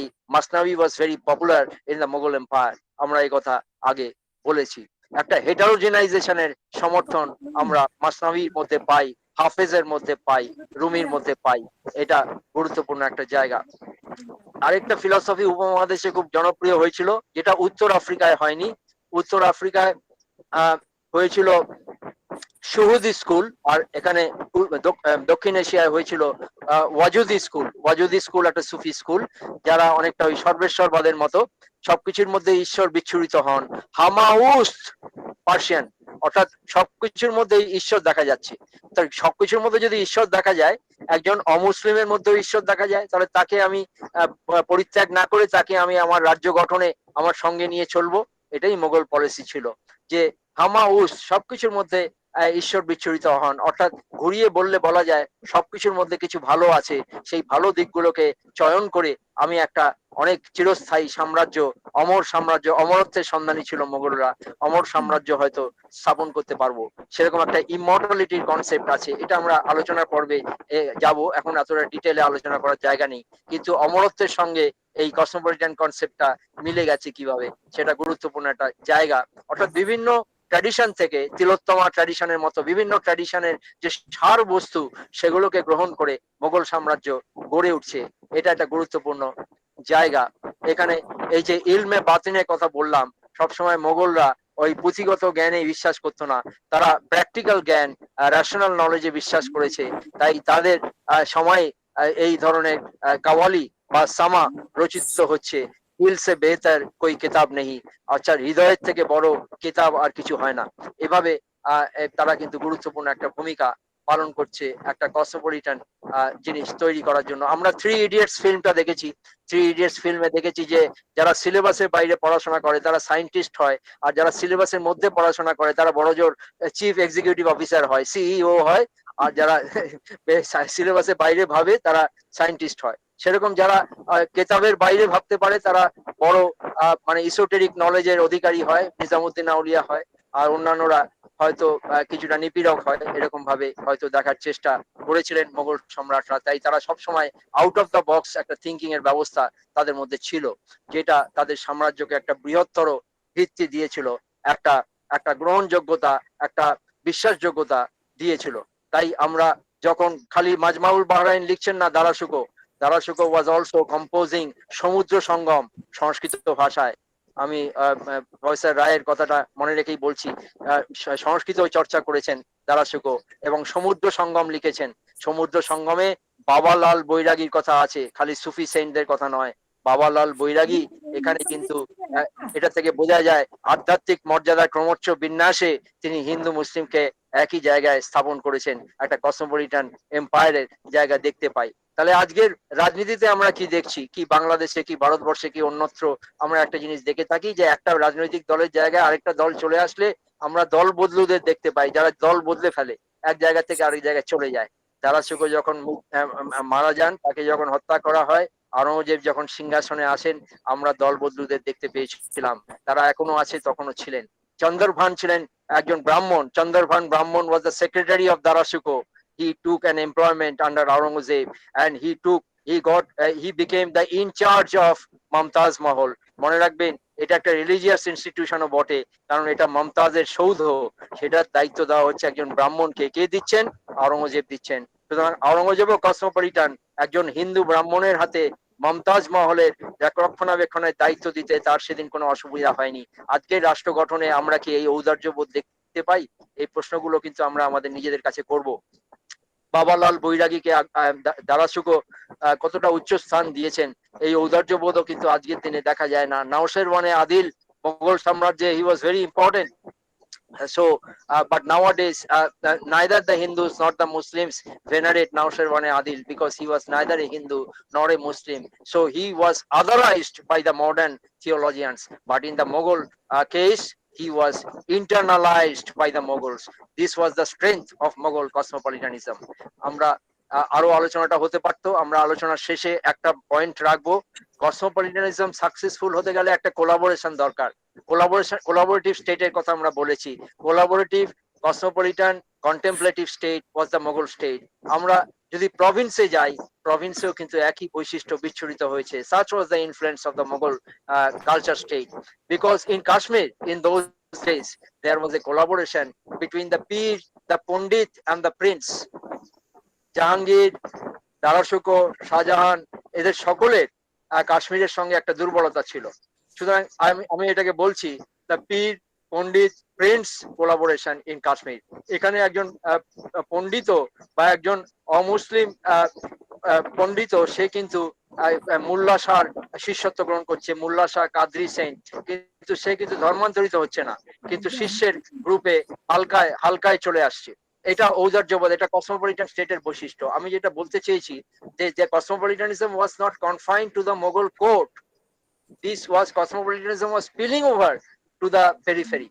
Cosmopolitanism was spilling over to the province, and this was possible because of the creative, engaging, intuitive collaboration involving the Pir, the Pandit and the Prince. আমি উপমহাদেশের রাজনীতিবিদদের সামনে আজকে প্রশ্ন রাখবো, এই কোলাবোরেটিভ স্পিরিটটা হারিয়ে গেল কেন? কখন থেকে হারিয়ে গেল? আমরা কি এটাকে পুনরুদ্ধার করতে পারি না? আপনারা কি সত্যি মানে সেই সদিচ্ছা আপনাদের আছে মানুষের সামনে এই ধরনের একটা কোলাবোরেশন তৈরি করে আবার একটা কসমোপলিটান এনগেজমেন্টের কথা ভাবার? এরকম কি আপনারা ভাবছেন একটা বৃহত্তর সিটিজেনশিপের কথা? এই উত্তর কি আপনারা রাজনীতিবিদরা ঐতিহাসিকদের দেবেন? এরকম একটা প্রশ্ন কিন্তু আমার আজকে ছিল, সেটা আপনারা নিশ্চয়ই আমার বক্তব্যের মধ্যে দিয়ে বুঝতে পারছেন। সুতরাং আমরা কনক্লুশনে এটা বলবো যে culture state was not territorial. Rabindranath ও টেরিটোরিয়াল ন্যাশনালিজমের কথা বলেননি। রবীন্দ্রনাথের ন্যাশনালিজম টেরিটোরিয়াল নয়, কালচারাল, সভ্যতা কেন্দ্রিক। সুতরাং এই culture state, cosmopolitan state, it can transcend territory, it can link the Safavid Empire, the Ottoman Empire, the Mughal Empire, and also the indigenous characteristic features, the very folk characteristic features. Akbar incorporated the folk artists in the Mughal atelier. এটা খুব interesting একটা জায়গা। সুতরাং কসমোপলিটানিজম মানে খালি high culture নয়, আমি বলতে চেয়েছি যে গ্রাসরুট কালচারকেও ইনকর্পোরেট করার ক্ষমতা, সদৃশ্যকরণের ক্ষমতা এই কসমোপলিটানিজমের ছিল। It was not territorial because it was prepare to transcend the narrow frontiers of territory and could be related to Safavid and Ottoman characteristic features. Secondly, cosmopolitan culture state was timeless. একটা বিশেষ সময়ের মধ্যে সীমাবদ্ধ ছিল না, অর্থাৎ অষ্টাদশ শতকেই শেষ হয়ে যায়নি। এই যে গ্রেটার একটা এন্টিটি, হিউম্যানিটির কনসেপ্ট, এটা পরবর্তীকালে রবীন্দ্রনাথ, নজরুল, গান্ধী, এদের আবুল কালাম আজাদ এদের উদ্বুদ্ধ করেছে। আবুল কালাম আজাদ বারে বারে মোগল পিরিয়ডে ফিরে গেছেন। আবুল কালাম আজাদ তো না হয় একজন রাজনীতিবিদ ছিলেন, আজকের যে অনন্য সরদিয়া আমজাদ আলী খান, তিনিও তার মানে ইন্সপিরেশনের জন্য মোগল রাজদরবারে ফিরে যান। আমি সেই ডিটেলে যাওয়ার সময় নেই। আমি বলছি cosmopolitan state was not confined to the court, it spilled over to the province, it spilled over to the everyday life of the common people. এইভাবে কিন্তু আমরা জিনিসটাকে দেখতে পাই। It was timeless, it was spaceless. এটা একটা broad based একটা concept of cosmopolitan cultural empire. এইভাবে আমরা জিনিস স্টেটের পক্ষে মানে ফেভারেবল না নন, আমি বলবো ফেভারেবল। কারণ রিজভি, একজন শিয়া হিস্টোরিয়ান, রিজভি বলছেন they had Aurangzeb not contested for the peacock throne of Shah Jahan, he could have been equally good and respectful towards the Sufi saints as Darashuko was, though he might not have read the Vedas and Upanishads as Darashuko did. এটা তিনি বলছেন যে আওরঙ্গজেব সম্বন্ধে গুরুত্বপূর্ণ একটা observation, যেটা আমরা বলতে পারি। সুতরাং এই চান্দরভান পরের দিকে আওরঙ্গজেবের দিকে চলে গিয়েছিলেন। মুল্লা শাহ দারাশুকর গুরু একটা সুন্দর কবিতা লিখেছিলেন আওরঙ্গজেবকে। আওরঙ্গজেব তাকে গ্রহণ করে নিয়েছিলেন, তার সঙ্গে শত্রুতা করেননি, যদিও মুল্লা শাহ দারাশুকর গুরু ছিলেন। এভাবে কসমোপলিটান স্টেট সবাইকে একত্রিত করে নিচ্ছেন। আওরঙ্গজেব কখনো নির্দেশ দেননি যে দারাশুকর বইগুলোকে পুড়িয়ে দেওয়া হবে, আজকে কাউকে পছন্দ না হলে আমরা তাদের বই পুড়িয়ে দেই, তাদের প্রকাশনা বন্ধ করে দেই। আওরঙ্গজেব বন্ধ করে দেননি। অন্তত 80টা ম্যানুস্ক্রিপ্ট পাওয়া গেছে দারাশুকর সিররি আকবরের। এই 80টা হচ্ছে কম একটা কনজারভেটিভ হিসেব, অর্থাৎ তখনকার দিনের পার্সপেক্টিভে 80টা ম্যানুস্ক্রিপ্ট যদি একটা বইয়ের পাওয়া যায়, তাহলে বলা যায় সেটা তৎকালীন বেস্ট সেলার। সুতরাং দারাশুকর বইগুলো বেস্ট সেলার হতে পেরেছে, আওরঙ্গজেব সেখানে হস্তক্ষেপ করেনি। ইম্পিরিয়াল লাইব্রেরি কিছু বই হয়তো তিনি নষ্ট করেছেন, কিন্তু তার সঞ্চালনার ক্ষেত্রে তিনি কোনো বাধা নিষেধ আরোপ করেননি, যদিও সেই ক্ষমতা তার ছিল। তাই আমি বলবো আওরঙ্গজেব ওই কসমোপলিটানিজমটাকে মেনে নিয়েছিলেন। সুতরাং all through Mughal empire was a cosmopolitan empire. এটা খুব গুরুত্বপূর্ণ একটা জায়গা। Aurangzeb was very reconciliatory. এটা বার্নিয়ার, ট্রাভেলার বার্নিয়ার এই কথা বলছেন যে আওরঙ্গজেব ওয়াজ ভেরি রেকনসিলিয়েটারি। আমি এখানে ডিটেলে যাচ্ছি না, আমি খালি অনেক কিছুই আলোচনা হয়তো হলো না কিছুটা। আমার বক্তব্যের শেষে আমি আরেকটা কথা বলবো, অর্থাৎ তখনকার দিনে যারা কনজারভেটিভ হিসেবে পরিচিত ছিলেন, আপনাদের সামনে আমি প্রশ্নটা রাখবো, আজকের দিনের প্রেক্ষাপটে তাদের কি আপনার একটু প্রোগ্রেসিভ মনে হচ্ছে? তাহলে আমরা আজকে কোথায় দাঁড়িয়ে আছি?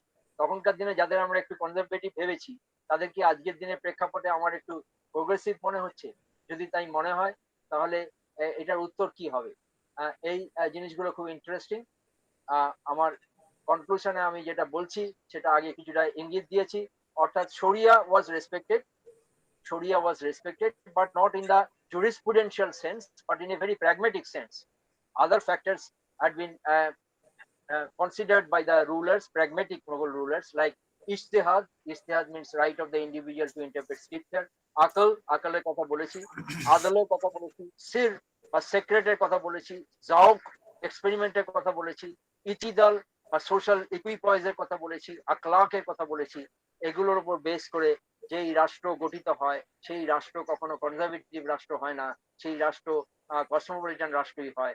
এমনকি অষ্টাদশ শতকের যে সীমাবদ্ধতা বা অবক্ষয়, তার পার্সপেক্টিভও আমরা দেখতে পাই একটা কসমোপলিটান সোসাইটি বিলং করছে। অষ্টাদশ শতকে মোগল সাম্রাজ্যের রাজনৈতিক অবক্ষয় হয়েছে, সাংস্কৃতিক অবক্ষয় হয়নি। সাংস্কৃতিক ভাবে রাজধানী যদি অবক্ষয় হয়েও থাকে, কারণ একজন ব্যঙ্গ করে ফার্সি সাহিত্যে বলছেন যে মোগল বাদশাহ শাহ আলম আজ দিল্লি তা পালাম, মানে শাহ আলমের সাম্রাজ্যটা এতটাই সংকুচিত যেটা দিল্লি থেকে দিল্লির মধ্যেই আবদ্ধ হয়ে গেছে। কারণ আমরা জানি যে পালাম দিল্লির মধ্যেই অবস্থিত। বাদশাহ শাহ আলম আজ দিল্লি তা পালাম, অর্থাৎ দিল্লি থেকে পালংয়ের মধ্যে তার জারি জুড়ি, তার বাইরে নেই। সুতরাং it was confined to Delhi. The empire was confined to Delhi, maybe in the 18th century. But remember, in the 18th century, we have hundreds of thousands of qasbas where the culture, cosmopolitan culture flourished. So it was a degeneration for the political entity, but culturally, this cosmopolitanism continued to flourish in the 18th century. You had been listening to me for quite some time. Thank you for your patience. Thank you for your cooperation.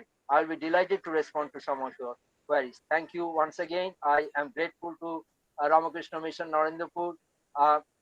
Thank you, Maharajji. Thank you, Professor C.V. Roy, Shushovan, and all the organizers, and dear students, and all the listeners who had been listening to me this evening. Thank you very much. আমার একটা প্রশ্ন আছে আমি, সেটা হচ্ছে যে এখানে যেখানে শ্রবণ ভিত্তিক পড়াশোনার কথা আকবর যেখানে দেখাচ্ছিলেন বলে ভেবেছেন, আমি শুনতে পাচ্ছি না, একটু শ্রুতি এবং আরেকবার বলবেন? শ্রুতি এবং স্মৃতিশাস্ত্রকে আমার মনে করিয়ে দিল, যেখানে শ্রবণ ভিত্তিক পড়াশোনার কথা বলা হলো যে আকবর শ্রুতি এবং এক্স্যাক্টলি, হ্যাঁ, ঠিক এরকমই দেখেছি। আর আমার আরেকটা জিনিস হচ্ছে যে অল্টারনেটিভ যে কথা আমরা ভাবছি, তার কারণ আমি thank you sir. your voice is broken, but anyway I could hear শ্রবণ ভিত্তিক শ্রবণ ভিত্তিক পঠন পাঠন is very important. Oral Yes. transmission of knowledge is very important. Yes, definitely. আর খুব Uh, liberal because when you rely on orally transmitted knowledge, you emancipate, you liberate yourself from the constraint of your erosive exposure to scriptures, and you rely more on intuitive intelligence. এই জন্য লালন শাহকে রবীন্দ্রনাথ এত পছন্দ করেছেন। Lalon Shah scripture লিখে যাননি, লালন শাহ বই লিখে যাননি, কিন্তু লালন শাহ এই ওরালি ট্রান্সমিটেড নলেজ বাংলার জন্য, উপমহাদেশের জন্য রেখে গেছেন, সেটা রবীন্দ্রনাথকে আপ্লুত করে। আপনারা জানেন মনসুর উদ্দিন হারামুনি লিখেছেন, রবীন্দ্রনাথ বাউল সুরে রবীন্দ্রসঙ্গীত গেয়েছেন, এবং জসিমউদ্দিন কত লোকায়ত সঙ্গীত সংগ্রহ করেছেন, কবি জসিমউদ্দিন। এরা সবাই স্বীকার করে নিয়েছেন ওরালি ট্রান্সমিটেড নলেজ, লোকশিক্ষা আমাদের জ্ঞান দিতে পারে। আপনারা সত্যজিৎ রায়ের গুপি গাইন বাঘাবাই যদি দেখেন, যুদ্ধের বিরুদ্ধে তোরা যুদ্ধ করে করবি কি তা বল, এটাও কিন্তু ওই ওরালি ট্রান্সমিটেড নলেজ থেকে এসেছে। উপেন্দ্র কিশোরও এই লোকায়ত নলেজ থেকে গুরুত্ব দিয়েছিলেন। সেটা আমাদের সবসময় এরিক মারিয়া রিমার্কের All Quiet on the Western Front করতে হবে না। আমরা লোকজ সাহিত্য থেকে, ওরালি ট্রান্সমিটেড নলেজ থেকে যুদ্ধের বিরুদ্ধে শান্তির জিনিস আমরা পাবো। আর অল্টারনেটিভ মডার্নিটিটা হচ্ছে এমন একটা মডার্নিটি আমরা জানি, that is the outcome of industrial revolution, outcome of mercantile capitalism, outcome of European enlightenment, outcome of scientific exploration, etc. etc. কিন্তু এটার বাইরেও, এই কাঠামোর বাইরেও একটা মডার্নিটি থাকতে পারে, যেটার সঙ্গে ইন্ডাস্ট্রিয়াল রেভলিউশনের কোনো যোগ নেই, জিওগ্রাফিক্যাল এক্সপ্লোরেশনের কোনো যোগ নেই, মার্কেন্টাইল ক্যাপিটালিজমের কোনো যোগ নেই, ইউরোপিয়ান এনলাইটেনমেন্টের কোনো যোগ নেই, কিন্তু একটা প্রাচ্য দেশীয় প্রেক্ষাপটে যেই মডার্নিটি ডেভেলপ করতে পারে, সাফাভিড এম্পায়ারে, মোগল এম্পায়ারে বা অটোমান এম্পায়ারে। যদিও সেটাকে পুরোপুরি প্রাচ্য দেশীয় নলেজ বলার অসুবিধা আছে, ঐতিহাসিকরা বলছেন প্রাচ্য দেশীয় নলেজ পুরো প্রাচ্য দেশীয় নয়, পাশ্চাত্যের নলেজও পুরোপুরি পাশ্চাত্যের নয়, একটা ইন্টারাকশন হয়েছে, তাহলে ইন্টারাকশনটাকে অবজ্ঞা করা হয়। সুতরাং এই অল্টারনেটিভ মডার্নিটি, অর্থাৎ যেখানে ব্যক্তি স্বাতন্ত্র্যকে গুরুত্ব দেওয়া হয়, যেখানে কসমোপলিটন সোসাইটিকে সাস্টেইন করার কথা বলা হয়, যেখানে একটা বর্ণময় শহরের অস্তিত্বের কথা বলা হয়, যেখানে বিভিন্ন ধর্ম, বর্ণ, ভাষা গোষ্ঠীর মানুষ আছে। যেমন আমির খুসরু তো অনেকগুলো ভাষাকে নিয়ে এক্সপেরিমেন্ট করেছেন, জাওক বলেছি, দারাসুকো তো এক্সপেরিমেন্ট করেছেন অনেকগুলো ভাষা নিয়ে। এটার মাধ্যমে অল্টারনেটিভ মডার্নিটি রক্ষিত হয়েছে কসমোপলিটান এম্পায়ারে, অর্থাৎ they complemented each other. Alternative modernity sustained cosmopolitanism sustained alternative modernity. Any other question? Professor Amit De, আমি প্রফেসর শরীফ একটু ইন্টারভেন করতেছি। হ্যাঁ, বলুন প্রফেসর শরীফ। আমার একটা মিটিং আছে, তো প্রফেসর আমিত দে, আপনার বক্তব্য ইত্যাদির উপরে কিছু প্রশ্ন করা, কিছু বলার কোনো ক্ষমতাই আমার নাই। আপনার কথা শুধু মন্ত্রমুগ্ধের মতো ঘন্টার পর ঘন্টা শুনতে ইচ্ছা করে, এর বেশি কিছু বলতে পারবো না। তবে আমি খুবই আনন্দিত যে রামকৃষ্ণ মিশন বিভিন্ন জায়গাগুলোতে যদি ইতিহাস চর্চাটা যুবকদের, তরুণদের মধ্যে আরো ছড়িয়ে দেওয়ার চেষ্টা করে। কারণ আমার মনে হয় আমরা ইতিহাস পাঠ করি না। আপনারা জানেন বাংলাদেশের বয়স 50 বছর, তার মধ্যে প্রায় 30 বছর এখানে ইতিহাস পড়তে দেওয়াই হতো না। কেন ইমাজিন, আমাদের মতো বাংলাদেশের কান্ট্রিতে যে ইতিহাসের উপর ভিত্তি করে আমরা মুক্তিযুদ্ধ করেছিলাম, সেই ইতিহাসই পড়তে দিল না পরে যারা এখানকার শাসক হলেন। এই আমাদের প্রধান উদ্দেশ্য হবে একটা বিপ্লব করা, একটা ভীষণ রকমের একটা আন্দোলন করা। ইতিহাস is a must for everything, এবং তাহলেই আমাদের উন্নতি হবে, তাহলেই আমরা আলোকিত হব, তাহলেই আমরা সত্যিকার অর্থে মানবিক হতে পারবো। এছাড়াও কোনো উপায় আমি দেখি না যে আমরা ফোর্থ ইন্ডাস্ট্রিয়াল রিভলিউশনে যে পৃথিবী একটা আরো বড় কিছু ভালো জায়গা হবে, যদি না আমরা আমাদের রুটকে, আমাদের অতীতকে, আমাদের ইতিহাসকে না জানি। আমি অত্যন্ত দুঃখিত, আমি বেশি থাকতে পারবো না বলে প্রফেসর আমিত দে এবং আপনারা যারা আয়োজন করেছেন, আমি খুবই খুশি, এবং আমরা আরো পড়বো, আরো যোগাযোগ রাখবো। এবং আপনি ঠিকই বলেছেন যে সবকিছুরই ভালো মন্দ দিক থাকে। প্যান্ডেমিক আমাদেরকে একটা শিখিয়ে দিয়েছে যে দূরত্ব বলে আজ কোনো জিনিস নাই। আমরা সারা পৃথিবীরই মানুষ, আমরা সারাক্ষণই একসাথে থাকবো, মানবতার জয় একদিন এই পৃথিবীতে হবে। আপনাদের সবাইকে অনেক অনেক ধন্যবাদ। ভাই, অসংখ্য ধন্যবাদ প্রফেসর শরীফুদ্দিন আহমেদ, অসংখ্য ধন্যবাদ। ভালো থাকুন, ভালো থাকুন। ওকে ওকে। স্যার আমার একটা প্রশ্ন আছে।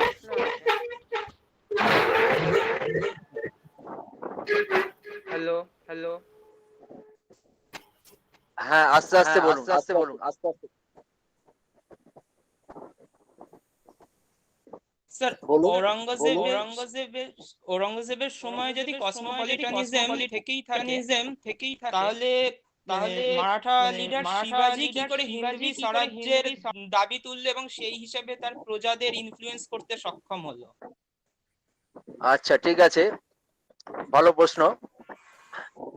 এখন এখানে দেখা যাক, আমরা যদি ডিএল রায়ের শাহজাহান নাটক পড়ি, দেখবো জনচিত্ত পেন্ডুলামের মতো এদিক ওদিক দুলতে থাকে, জনচিত্ত পেন্ডুলামের মতো দুলতে থাকে। একবার সবাই বলছে শাহজাহানের জয়, আরেকবার বলছে আওরঙ্গজেবের জয়। দারাসুকো অনেক তথাকথিত হিন্দু শাস্ত্র অনুবাদ করেছেন বা হিন্দু শাস্ত্র চর্চা করেছেন। সেটা কিন্তু দারাসুকোকে রাজপুত লিডারদের কাছে বেশি জনপ্রিয় করেছে এমন প্রমাণ পাওয়া যায় না। কারণ দারাসুকোর কান্দাহার অভিযানের সময় আমরা জানি দারাসুকোর সঙ্গে বিখ্যাত রাজপুত রাজা জয় সিং এর একটা সংঘর্ষের মতো, মানে একটা মনোমালিন্যের মতো ব্যাপার হয়েছিল। সুতরাং জয় সিংহ পরবর্তীকালে আওরঙ্গজেবের সব থেকে বিশ্বস্ত সেনাপতি হয়েছিলেন। জয় সিংহ 4টে ভাষায় কথা বলতে পারতেন, এটা কসমোপলিটানিজমের আরেকটা উদাহরণ। এবং আওরঙ্গজেব যখন মারাঠাদের সঙ্গে বোঝাপড়া করছেন, তখন আওরঙ্গজেবের সব থেকে বড় সহযোগী হচ্ছে জয় সিংহ। জয় সিংহকে দৌত্য করে পাঠাচ্ছেন, দৌত্য কার্যে পাঠাচ্ছেন আওরঙ্গজেব মারাঠাদের সাথে ডায়ালগ এক্সচেঞ্জ করতে। হ্যাঁ, এটা এটা এটা কসমোপলিটানিজম। হ্যাঁ, এখন মারাঠাদের অ্যাকসেপ্ট না করাটা কসমোপলিটানিজমের বিরোধী নয়, সেটার ডিসিশনটা পলিটিক্যাল ডিসিশন। কারণ মারাঠাদের মতো একটা বড় পাওয়ার যদি টিকে থাকে, তখন স্বাতন্ত্র্য বজায় রেখে, সুজারেন্টি বজায় রেখে, তাহলে মোগলদের পক্ষে অস্তিত্ব বজায় রাখা কঠিন। কারণ আওরঙ্গজেব 26 বছর দাক্ষিণাত্যে রয়েছেন, উত্তর ভারত প্রায় ফাঁকা রয়েছে, আওরঙ্গজেব সেখানে নেই, দাক্ষিণাত্যে রয়েছেন। সুতরাং বারে বারে বর্গী হাঙ্গামা হচ্ছে উত্তর ভারতে। সুতরাং যদি মারাঠারা এরকম ভাবে টিকে থাকে, সাম্রাজ্য ছারকার হয়ে যাবে, তাই হয়ে গিয়েছিল। হ্যাঁ, আমরা পরে অসীম দাশগুপ্তর লেখায় পাই যে সুরাটে কিভাবে মারাঠার প্রভাব পড়েছিল, ব্যবসা বাণিজ্য বন্ধ হয়ে যাওয়ার উপক্রম হয়েছিল। সুতরাং আওরঙ্গজেব কসমোপলিটান না হলে এই যে আমরা বললাম চন্দ্রভান ব্রাহ্মণ আওরঙ্গজেবের সাথে কোলাবোরেট করতে পারতেন না। না হলে জয় সিংহ বা যশবন্ত সিংহ, যারা একসময় শাহজাহানের বিশ্বস্ত ছিল, তারা আওরঙ্গজেবের সাথে কোলাবোরেট করতে পারতেন না। আওরঙ্গজেবের সাথে কোলাবোরেট করতে পারলেন কেন? আওরঙ্গজেবকে কখনোই তারা হিন্দু বিদ্বেষী হিসেবে দেখেননি। খালি তারা দেখেছেন যে আওরঙ্গজেব, রাজপুতরা খুব প্রফেশনাল, রাজপুতরা খুব বড় মার্সেনারি ছিল। তারা দেখেছিল যে সাম্রাজ্য রক্ষার যোগ্যতা আওরঙ্গজেবেরই আছে ভাইদের মধ্যে সব থেকে বেশি। সুতরাং আওরঙ্গজেবের সঙ্গে থাকাটা একটা সহজাত প্রবণতা হয়ে দাঁড়িয়েছিল অনেক রাজপুতের। যদি আওরঙ্গজেব ওরকম ভাবে হিন্দু বিদ্বেষী হতেন, তাহলে রাজপুতরা কখনো আওরঙ্গজেবের দিকে এগোতেন না। কারণ তখন দুটো কোলাবোরেশন ছিল। মিস্টার অর্ঘ, আপনি আনমিউট করুন। হ্যাঁ, সুতরাং এইভাবে দেখা যায় যে ব্রাহ্মণ পণ্ডিত যারা বেনারসে থাকতেন ওই মোগল সময়, তারা সবাই বেনারসের লোক নন, তারা অনেকে সেন্ট্রাল ইন্ডিয়া, কেউ সাউথ ইন্ডিয়া থেকে এসছেন। সুতরাং বেনারসের পণ্ডিতদের তুষ্ট করতে পারলে সর্বভারতীয় ক্ষেত্রে ব্রাহ্মণদের তুষ্ট করা যাবে। এটাও মোগল রাজসভার, আমি বলবো পুরোপুরি খালি অন্তরের জ্ঞানকে বিকশিত করা তাদের উদ্দেশ্য ছিল না, একটা রাজনৈতিক উদ্দেশ্য ছিল। কসমোপলিটানিজমের মধ্যে একটা পলিটিক্যাল ডাইমেনশন ছিল। তারা সকলকে পলিটিক্যালি তুষ্ট রাখতে চেয়েছেন, রাজপুত রাজাদের, হিন্দু রাজাদের এবং ব্রাহ্মণ পণ্ডিতদের। তাই জন্য তারা তাদের স্টেট প্রজেক্টের মধ্যে হিন্দু শাস্ত্র চর্চা, সংস্কৃতকে রক্ষণাবেক্ষণ করা, সংস্কৃত পণ্ডিতদের, এই যে একজন পণ্ডিত ছিলেন বেনারসের, তিনি 10 বছরের মধ্যে 7 বার মেজর অনার পেয়েছেন, যেই অনারটা কবিরা পেত, আর এটা খুব দুর্লভ একটা অনার, আর কেউ বোধহয় পাননি। হ্যাঁ, সুতরাং কবীন্দ্রচারিয়া, তার নাম ছিল কবীন্দ্রচারিয়া, তিনি শাহজাহানের আমলেই বোধহয় 3 বার ওই অনারটা পেয়েছেন। তখনকার দিনে 1000 টাকা করে পেতেন, আরো অন্যান্য সুযোগ সুবিধা ছিল। এটা খুব চারটিখানি অনার ছিল না। এটা যে বেনারসের পণ্ডিতরা পাচ্ছেন, এটা কসমোপলিটান এম্পায়ার না হলে এটা পাওয়া যেত না। আওরঙ্গজেব এটাকে বন্ধ করেনি। আওরঙ্গজেব সম্বন্ধে কিছু ভুল ভুল ধারণা আছে, যেমন আওরঙ্গজেব নাকি মানে তাকে প্রজেক্ট করার চেষ্টা হয়েছে পাকিস্তানের জনক হিসেবে। পাকিস্তানের কিছু ন্যাশনালিস্ট হিস্টোরিয়ান আওরঙ্গজেবকে পাকিস্তানের জনক হিসেবে দেখেছেন।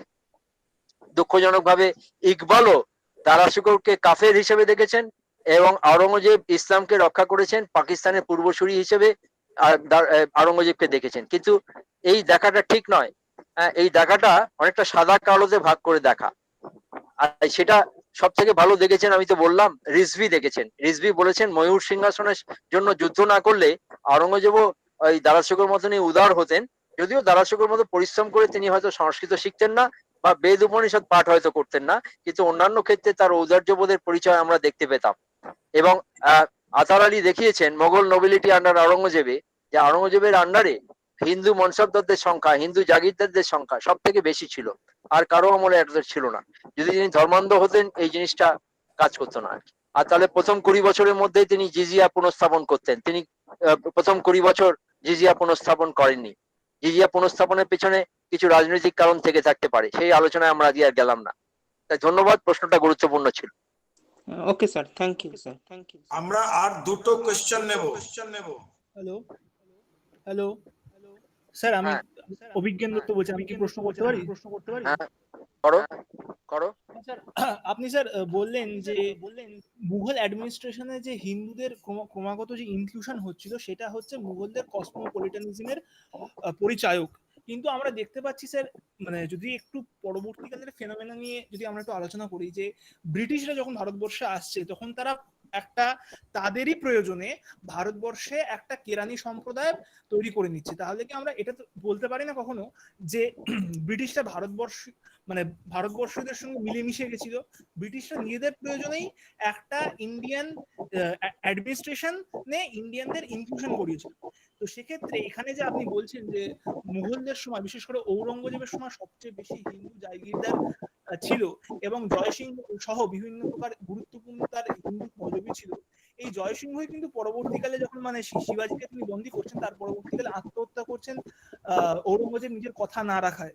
এবং আমরা দেখতে পাচ্ছি যে ঔরঙ্গজেব জিজিয়া সহ বিভিন্ন গুরুত্বপূর্ণ কর, যেটা আপনি বললেন একটু আগেই, যে 20 বছর পরে ইমপ্লিমেন্ট করেছেন, যদ্যপি তার শুধুমাত্র ধর্মীয় কনোটেশন ছিল না। এবং ঔরঙ্গজেবের সময় যে শুধুমাত্র মারাঠারা নয়, সতনামী এবং জাট থেকে শুরু করে যাবতীয় কৃষক সম্প্রদায় তারা বিদ্রোহ করছে। তো আমি মানছি সেক্ষেত্রে শুধুমাত্র ধর্মীয় ইমপ্লিকেশন ছিল না, তার ক্ষেত্রে অর্থনৈতিক বিভিন্ন ইমপ্লিকেশন ছিল, but religion was not out of the scene. এবং আমার আরেকটা শেষ, মানে এটার সাথে সাথে আরেকটা জয়েন্ট প্রশ্ন, আপনি যে বললেন যে ইসলামে হচ্ছে আপনার মুঘলরা থিওক্রেটিক স্টেট ছিল না, কেননা মুঘলদের তার একটা অন্যতম কারণ ছিল যে মুঘলরা মোনার্কিটাকে সেটাকে খুব বেশি করে গ্লোরিফাই করেছিল, যেটা ইসলামের অঙ্গ নয়। কিন্তু আমরা দেখতে পাচ্ছি যাকে ইসলামের সুবর্ণ উনি কি বললেন সেটা আমরা শুনে নিয়েছি। তুমি তোমার প্রশ্নটা প্রেসাইজ বলো, ঠিক প্রশ্নটা তোমার কি? হ্যাঁ, প্রশ্নটা হচ্ছে যে দুটো প্রশ্ন আছে। একমাত্র যে কেবলমাত্র হিন্দু মানে কর্মচারী নিয়োগের মাধ্যমে কি কসমোপলিটানিজম প্রমাণিত হয়, আর দ্বিতীয়ত এমন অনেক রাজবংশ আছে যারা মোনার্কি মানে কি বলবো রাজতন্ত্রকে সমর্থন করেও ইসলামকেও সমর্থন করছে। তাহলে এই দুটো কিভাবে হচ্ছে, এটাই আমার প্রশ্ন। হ্যাঁ, ব্রিটিশদের সঙ্গে মোগলদের একটা মৌলিক পার্থক্য আছে। তুমি তো নিজে তোমার কথার মধ্যেই সেটা প্রকাশ পেলো। ওরা কেরানি তৈরির শিক্ষা তৈরি করেছে, মোগলরা কিন্তু কেরানি তৈরি করার শিক্ষা দেয়নি। মোগলদের ওই যে আমি যেটা বললাম, ওই উলুমে আকলিয়া, রেশনাল নলেজ, অর্থাৎ আউট অফ দ্য বক্স চিন্তা করার একটা ব্যাপার মোগলদের মধ্যে ছিল। আকবর, আমি যেটা বললাম, পুঁথিগত সিলেবাস ওরিয়েন্টেড, এক্সাম ওরিয়েন্টেড শিক্ষা নয়, আকবর বৃহত্তর অর্থে বিদ্বান ছিলেন। হ্যাঁ, সুতরাং মোগলদের শিক্ষা ব্যবস্থা ব্রিটিশদের শিক্ষা ব্যবস্থা এক নয়। তার একটা প্রমাণ হলো এই যে জয়সিংহ 4টে ভাষা জানতেন, এবং আরো অনেক, এই যে চন্দ্রভান ব্রাহ্মণ, এরা অন্যান্যরা অত্যন্ত পণ্ডিত ছিলেন, একাধিক ভাষা জানতেন। এবং এই জন্য আমি একটা টার্ম ব্যবহার করেছি, কোলাবোরেটিভ স্টেট। ভারতীয়দের ব্রিটিশরা কখনো কোলাবোরেটর হিসেবে দেখেনি। হ্যাঁ, ভারতে ইভেন একটা সময় ছিল যখন বড়জোর ডেপুটি ম্যাজিস্ট্রেট অব্দি ভারতীয়রা হতে পারতো, ম্যাজিস্ট্রেট হতে পারতো না। আইএস হওয়ার বয়সটা এমন কমিয়ে দেওয়া হলো যাতে ভারতীয়রা হতেই না পারে। হ্যাঁ, ফোর্ট উইলিয়াম কলেজ কিন্তু খালি সাহেবদের জন্য ছিল। ফোর্ট উইলিয়াম কলেজে ভারতীয়দের সিভিলিয়ানদের শিক্ষা দেওয়া হতো না, খালি ব্রিটিশ সিভিলিয়ানদেরই শিক্ষা দেওয়া হতো। কিন্তু মোগলদের ক্ষেত্রে একটা কোলাবোরেটিভ কর্পোরেট, আরেকজন ঐতিহাসিক বলছেন কর্পোরেট স্টেট। কর্পোরেট স্টেটের ডেফিনেশন কি? কর্পোরেট স্টেটের ডেফিনেশন হচ্ছে এখানে ওনারের সঙ্গে ম্যানেজারের বংশগত সম্পর্ক নাও থাকতে পারে। তাই জন্য আওরঙ্গজেব 26 বছর দাক্ষিণাত্যে থাকলেও উত্তর ভারত পুরোপুরি ভেঙে পড়েনি। উত্তর ভারতে অন্যান্যরা রাষ্ট্রটা চালিয়ে নিয়ে গেছে, কাশ্মীর টাশ্মীরে অন্য জায়গায় এক্সপেরিমেন্ট গুলো চলেছে, আওরঙ্গজেব যদিও 26 বছর বসে আছেন। সুতরাং তিনি যদি কোলাবোরেশন পথে না যেতেন, এই অল্টারনেটিভ যারা অভিজাত তারা জিনিসটাকে চালাতে পারতেন না। এক। দুই হচ্ছে এখানে ইরফান হাবিব, সতীশ চন্দ্র, আসার আলী, অন্যান্যরা যেটা দেখাচ্ছেন সেটা হচ্ছে যে দুটো ভিউ আছে। কোন ভিউ আওরঙ্গজেবের উপর দোষারোপ করছে, সেটা তুমি নিজেই বলেছো, সব দোষটা দেওয়া ঠিক নয়। তারা বলছেন সাম্রাজ্যের এই যে বিদ্রোহ গুলো হচ্ছে, এটা অন্যভাবে ব্যাখ্যা করা যায়। এটা একজন ব্যক্তিগত শাসকের জন্য হয় না, এটা একটা সিস্টেমেটিক প্রবলেম। তাই জন্য ইরফান হাবিব, আসার আলী এদের কাজে, সতীশ চন্দ্রের এদের কাজে এরা সবসময় দেখাচ্ছেন যে সিস্টেমিক ক্রাইসিস, জাগিরদারি ক্রাইসিস, ল্যান্ড ক্রাইসিস, এই বড় বড় সিস্টেমিক ক্রাইসিসটার জন্য এই সমস্যাগুলো হয়েছে। একজন শাসকের পক্ষে এটা করা সম্ভব নয়। তার সব থেকে বড় প্রমাণ হচ্ছে শিখদের হরমন্দির সাহেব প্রতিষ্ঠা করেছিলেন দারাশিকোর গুরু মিয়ান মীর। মিয়ান মীর একজন মুসলিম সুফি, তিনি হরমন্দির সাহেব এস্টাবলিশ করছেন। এই একটা উদাহরণ। বান্দা বাহাদুরের সঙ্গে একজন সুফি পীর মোগলদের বিরুদ্ধে যুদ্ধ করেছে। সুতরাং এটা খালি ধর্মযুদ্ধ ছিল না, এটার অন্য অনেকগুলো দিক ছিল, ইকোনমিক কারণ ছিল, অন্যান্য ফ্যাক্টর কাজ করেছে। ধর্ম অবশ্যই কিছু কোনো ক্ষেত্রে কাজ, মানে একটা ইনস্টিগেটরে কাজ করেছে, কিন্তু প্রধান কারণ সবসময় ছিল না। সুতরাং ওভারঅল একটা কসমোপলিটান স্টেট বলা যাবে। কারণ যদি আওরঙ্গজেব এই ফ্যাব্রিকটাকে নষ্ট করে দিতেন, যেটা আমি আমার বক্তব্যের শেষে বলেছি, অষ্টাদশ শতকে যে কসমোপলিটানিজম আবার আমরা ফিরে আসতে দেখলাম, যে কসবা কালচার গুলোতে, দিল্লির পতন হলেও কসবা কালচারে কসমোপলিটান টিকে ছিল। আওরঙ্গজেব এটাকে ধ্বংস করতে পারলে সেটা টিকে থাকতো না। আওরঙ্গজেব সম্বন্ধে কিছু ভুল ধারণা তৈরি করা হয়েছিল। আওরঙ্গজেব ইনফ্যাক্ট তার ছেলেকে বলছেন বেঙ্গলে যাওয়ার সময়, তুমি প্রিন্সিপাল মিউজিশিয়ানকে দিল্লি থেকে নিয়ে যেও না, কারণ তাহলে আমার সময় কিভাবে কাটবে। আওরঙ্গজেবকে আমাদের টেক্সট বইগুলোতে মিউজিকের বিরোধী হিসেবে দেখানো হয়, রক্ষণশীল হিসেবে দেখানো হয়, কিন্তু তিনি নিজে ভালো একজন বীণাবাদক ছিলেন। সুতরাং এইভাবে অনেকগুলো, এখন ব্যক্তির চরিত্রে কিছু দোষ ত্রুটি তো থাকবেই, কিছু সীমাবদ্ধতা থাকে, কোনো মানুষ পারফেক্ট হয় না। সুতরাং কিছু কিছু নীতি অবশ্যই, যে নীতিগুলো দূরদর্শিতার মাধ্যমে আকবর পালন করেছিলেন বা জাহাঙ্গীরের সময় আমরা দেখতে পাই, সেটা অতটা সুচারুভাবে হয়তো আওরঙ্গজেব চালাতে পারেনি। আওরঙ্গজেবের ক্রাইসিস গুলো অন্য জায়গায় ছিল, যেটাকে বলা হয় নেপোলিয়নের পতনের জন্য যেমন বলা হয় স্প্যানিশ আলসার, আওরঙ্গজেবের সময় ডেকান আলসার কাজ করেছে। তার ফলে আকবরের মতো স্বাধীনভাবে কাজকর্ম, এক্সপেরিমেন্টাল স্টেটকে এগিয়ে নিয়ে যাওয়া আওরঙ্গজেবের পক্ষে সম্ভব হয়নি। কিন্তু কসমোপলিটান নেচারের মূল ফ্যাব্রিকটা তাতে আঘাতপ্রাপ্ত হয়নি। কারণ রাজসভার যে মহিলারা, জেবুন্নেসা, জাহানারা, এরা কিন্তু কসমোপলিটান কালচারটাকে কালচারাল লাইফে টিকিয়ে রেখেছেন। একথা সতীশচন্দ্র তার একটা ভিন্ন বইতে দেখিয়েছেন। ঠিক আছে, আমরা আর কিন্তু কোনো কোয়েশ্চেন নিতে পারবো না। সবাইকে ধন্যবাদ, তোমরা অংশগ্রহণ করেছো। আমি এবারে আমাদের বিভাগের অধ্যাপক সুশোভন বাবুকে রিকোয়েস্ট করব ধন্যবাদের জন্য। উনি ফর্মালি থ্যাঙ্কস দেবেন। প্রফেসর সুশোভন সেনগুপ্ত। সুশোভন।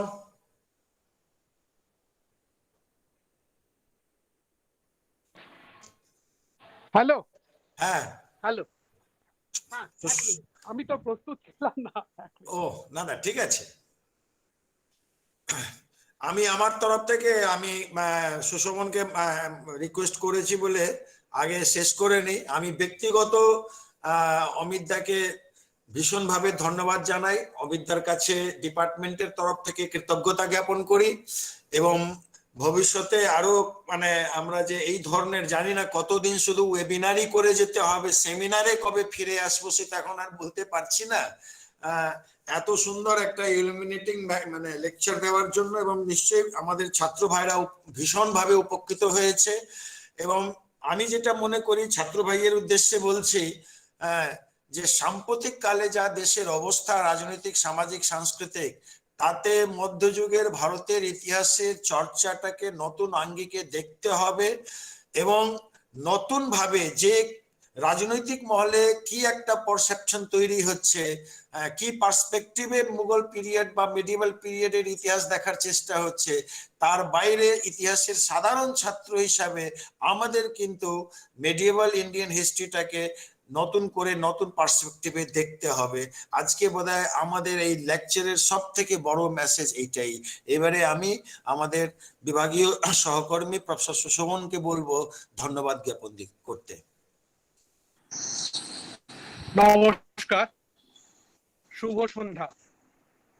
আমরা এতক্ষণ মন্ত্রমুগ্ধের মতো অধ্যাপক অমিত দে মহাশয়ের বক্তব্য শুনলাম। বিশেষভাবে এই ভারতীয় ইতিহাসের এই পর্বের উপর ওনার যে জ্ঞান, ওনার যে গবেষণা, সর্বোপরি বাল্যকাল থেকে ওনার যে ভাষা শিক্ষা, পার্সিয়ান এবং অ্যারাবিক ভাষার যে শিক্ষার যে বুনিয়াদ, সবকিছু মিলে তার আউটকামটা আমরা পেলাম আজকে, তার নির্যাসটা আমরা পেলাম আজকে। আমরা মুঘল যুগের সামাজিক, সাংস্কৃতিক এবং রাজনৈতিক প্রেক্ষাপটে মুঘল সাম্রাজ্যের চরিত্র বিশ্লেষণ হলো। এটা খুব গুরুত্বপূর্ণ। Character of the Mughal state হয়তো আমরা গ্র্যাজুয়েশন লেভেলে খুব গুরুত্ব দিয়ে পড়াই না বা গ্র্যাজুয়েশন লেভেলের জন্য গুরুত্বপূর্ণ মনে করি না, কিন্তু মুঘল যুগের বা মুঘল শাসন পর্বের যে অংশ, সেই অংশের শিক্ষক হিসেবে আমার বারবার মনে হয়েছে যে character of the state must be known, must be analyzed before the student and when it is taught. আজকে প্রফেসর দে অত্যন্ত সুন্দরভাবে তার একদম নিজস্ব ভঙ্গিমায় এবং নিজস্ব জ্ঞানের নির্যাস দিয়ে মুঘল সাম্রাজ্যের সামাজিক, সাংস্কৃতিক এবং রাজনৈতিক যে চরিত্রটা সেটাকে তুলে ধরলেন। মুঘল সাম্রাজ্যের মতো যে সাম্রাজ্য, তাদের শাসকদের বিদেশি চরিত্র থাকা সত্ত্বেও সেটা কেন ব্রিটিশ ঔপনিবেশিক শাসনের থেকে আলাদা, শুরুতেই তার ব্যাখ্যা করলেন এবং সর্বোপরি বিভিন্ন প্রশ্নের অত্যন্ত যুক্তিপূর্ণ এবং ছাত্রদের পক্ষে সহজে বোধগম্য উত্তর দিয়ে তাদের মনের যে সংশয় বা জিজ্ঞাসা সেগুলোকে নিরূপণ করলেন। আমি আমাদের বিভাগের তরফ থেকে, আমাদের কলেজের তরফ থেকে, আশ্রমের তরফ থেকে এবং সর্বোপরি ব্যক্তিগতভাবে প্রফেসর জেকে আন্তরিক ধন্যবাদ, সাধুবাদ, শ্রদ্ধা এবং কৃতজ্ঞতা জানাই। এখানে আমি একটু ব্যক্তিগত সম্পর্কে যাচ্ছি। প্রফেসর দের পিতা এবং আমার শ্রদ্ধেয় শিক্ষক অমলেন্দু দে মহাশয় এবং আমার বাবা, তিনি ইতিহাসের মাস্টারমশাই ছিলেন কলেজে, প্রফেসর সুপ্রভাত সেনগুপ্ত, তারা অত্যন্ত ঘনিষ্ঠ বন্ধু ছিলেন এবং তারা একসঙ্গে বহুদিন, তখনকার অধ্যাপকদের এই খাতা দেখা এবং স্ক্রুটিনি খুব কমন কাজ ছিল, তারা এটাকে হেয় করতেন না, বরঞ্চ এটা পেলে আনন্দিত হতেন। তারা দীর্ঘদিন একসঙ্গে সহকর্মীর মতো বিভিন্ন প্রতিষ্ঠা অধ্যাপকের বাড়িতে, প্রফেসর এনকে সিনহা এবং অন্যান্যদের বাড়িতে কাজ করেছেন এবং সেই সূত্রে তারা খুব ঘনিষ্ঠ বন্ধু ছিলেন ব্যক্তিগত জীবনে। এবং আমার এটা সৌভাগ্য যে আজকে প্রফেসর দের সঙ্গেও আমার একটা একাডেমিক সম্পর্কের সঙ্গে সঙ্গে ব্যক্তিগত সম্পর্ক আছে এবং উনি আমাদের কলেজের ডাকে যে কোনো সহায়তার কাজে, যে কোনো পথ নির্দেশের কাছে, যখনই আমাদের কোনো দিক নির্দেশ দরকার হয়, যখনই আমাদের কোনো সহায়তা দরকার হয়, সব রকমের সহায়তা আমরা ওনার কাছ থেকে পাই। তাই আমাদের বিভাগের তরফ থেকে, আমার ব্যক্তিগতভাবে আমার নিজের তরফ থেকে এবং কলেজের তরফ থেকে ওনাকে আন্তরিক সাধুবাদ জানাই এবং তাকিয়ে থাকবো ভবিষ্যতে ওনার কাছ থেকে আরো এরকম বহু জ্ঞানগর্ভ আলোচনা শোনার জন্য, যাতে আমরা এবং আমাদের ছাত্ররা এবং সামগ্রিকভাবে সারস্বত সমাজ বেনিফিটেড হবে, উপকৃত হবে।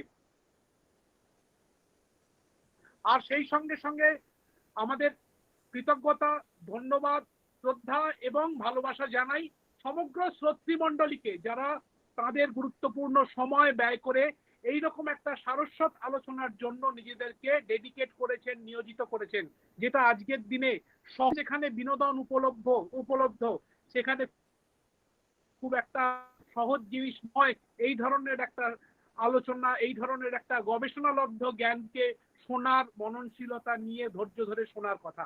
তাই আমাদের কৃতজ্ঞতা জানাই, সবার প্রতি আন্তরিক শুভেচ্ছা জানাই। সবাই ভালো থাকুন, সুস্থ থাকুন এবং ভবিষ্যতে আপনাদের আমাদের সমস্ত রকম প্রোগ্রামে, সমস্ত রকম উদ্যোগে পাবো। প্রফেসর ডেকে তো দাবি করব আর অন্যদেরকে পাবো, এইটুকু জানিয়ে আমার সহকর্মীদের ধন্যবাদ দিয়ে ছাত্রদের ভালোবাসা জানিয়ে এখানে আমার বক্তব্য শেষ করছি। নমস্কার। নমস্কার, থ্যাংক ইউ। তাহলে আজকে আমাদের করছি। নমস্কার স্যার, ভালো থাকবেন, খুব ভালো থাকবেন। হ্যাঁ নমস্কার, হ্যাঁ ভালো থাকবেন। অমিত দা ভালো থাকবেন। হ্যাঁ সবাই ভালো থাকবেন, সুশোভন। আজকে আমাদের এই ওয়েবিনারটা এখানেই শেষ করছি। সবাই ভালো থাকবেন, সাবধানে থাকবেন। হ্যাঁ, অনেকেই হয়তো জানেন আমাদের রাজপুর সোনারপুর মিউনিসিপ্যালিটির দিকে আজ থেকে 3 দিন সোম মঙ্গল বুধ কমপ্লিট লকডাউন আবার চালু করে দিয়েছে। আবার বৃহস্পতিবার তারা বিবেচনা করে দেখবে, প্রয়োজন পড়লে আবার শুক্র শনি রবি 3 দিন আবার ওরা লকডাউন করবে। এই হচ্ছে এখনকার পরিস্থিতি। কাজে সাবধানতা অবলম্বন করে চলার সময় কিন্তু আসল এইটাই। হ্যাঁ, কমে গেছে বলে অসাবধান হয়ে যাব, একটু মানে বেশি বাড়াবাড়ি করব, তখনই কিন্তু বিপদ ডেকে নেওয়ার ব্যাপার এসে যাবে। সবাই সাবধানে থাকবেন। তাহলে আমাদের এই ওয়েবিনারটা সমাপ্তি ঘোষণা করলাম। সুশোভন, ঠিক তো? শুভরাত্রি। শুভরাত্রি। শুভরাত্রি, শুভরাত্রি, সবাইকে শুভরাত্রি।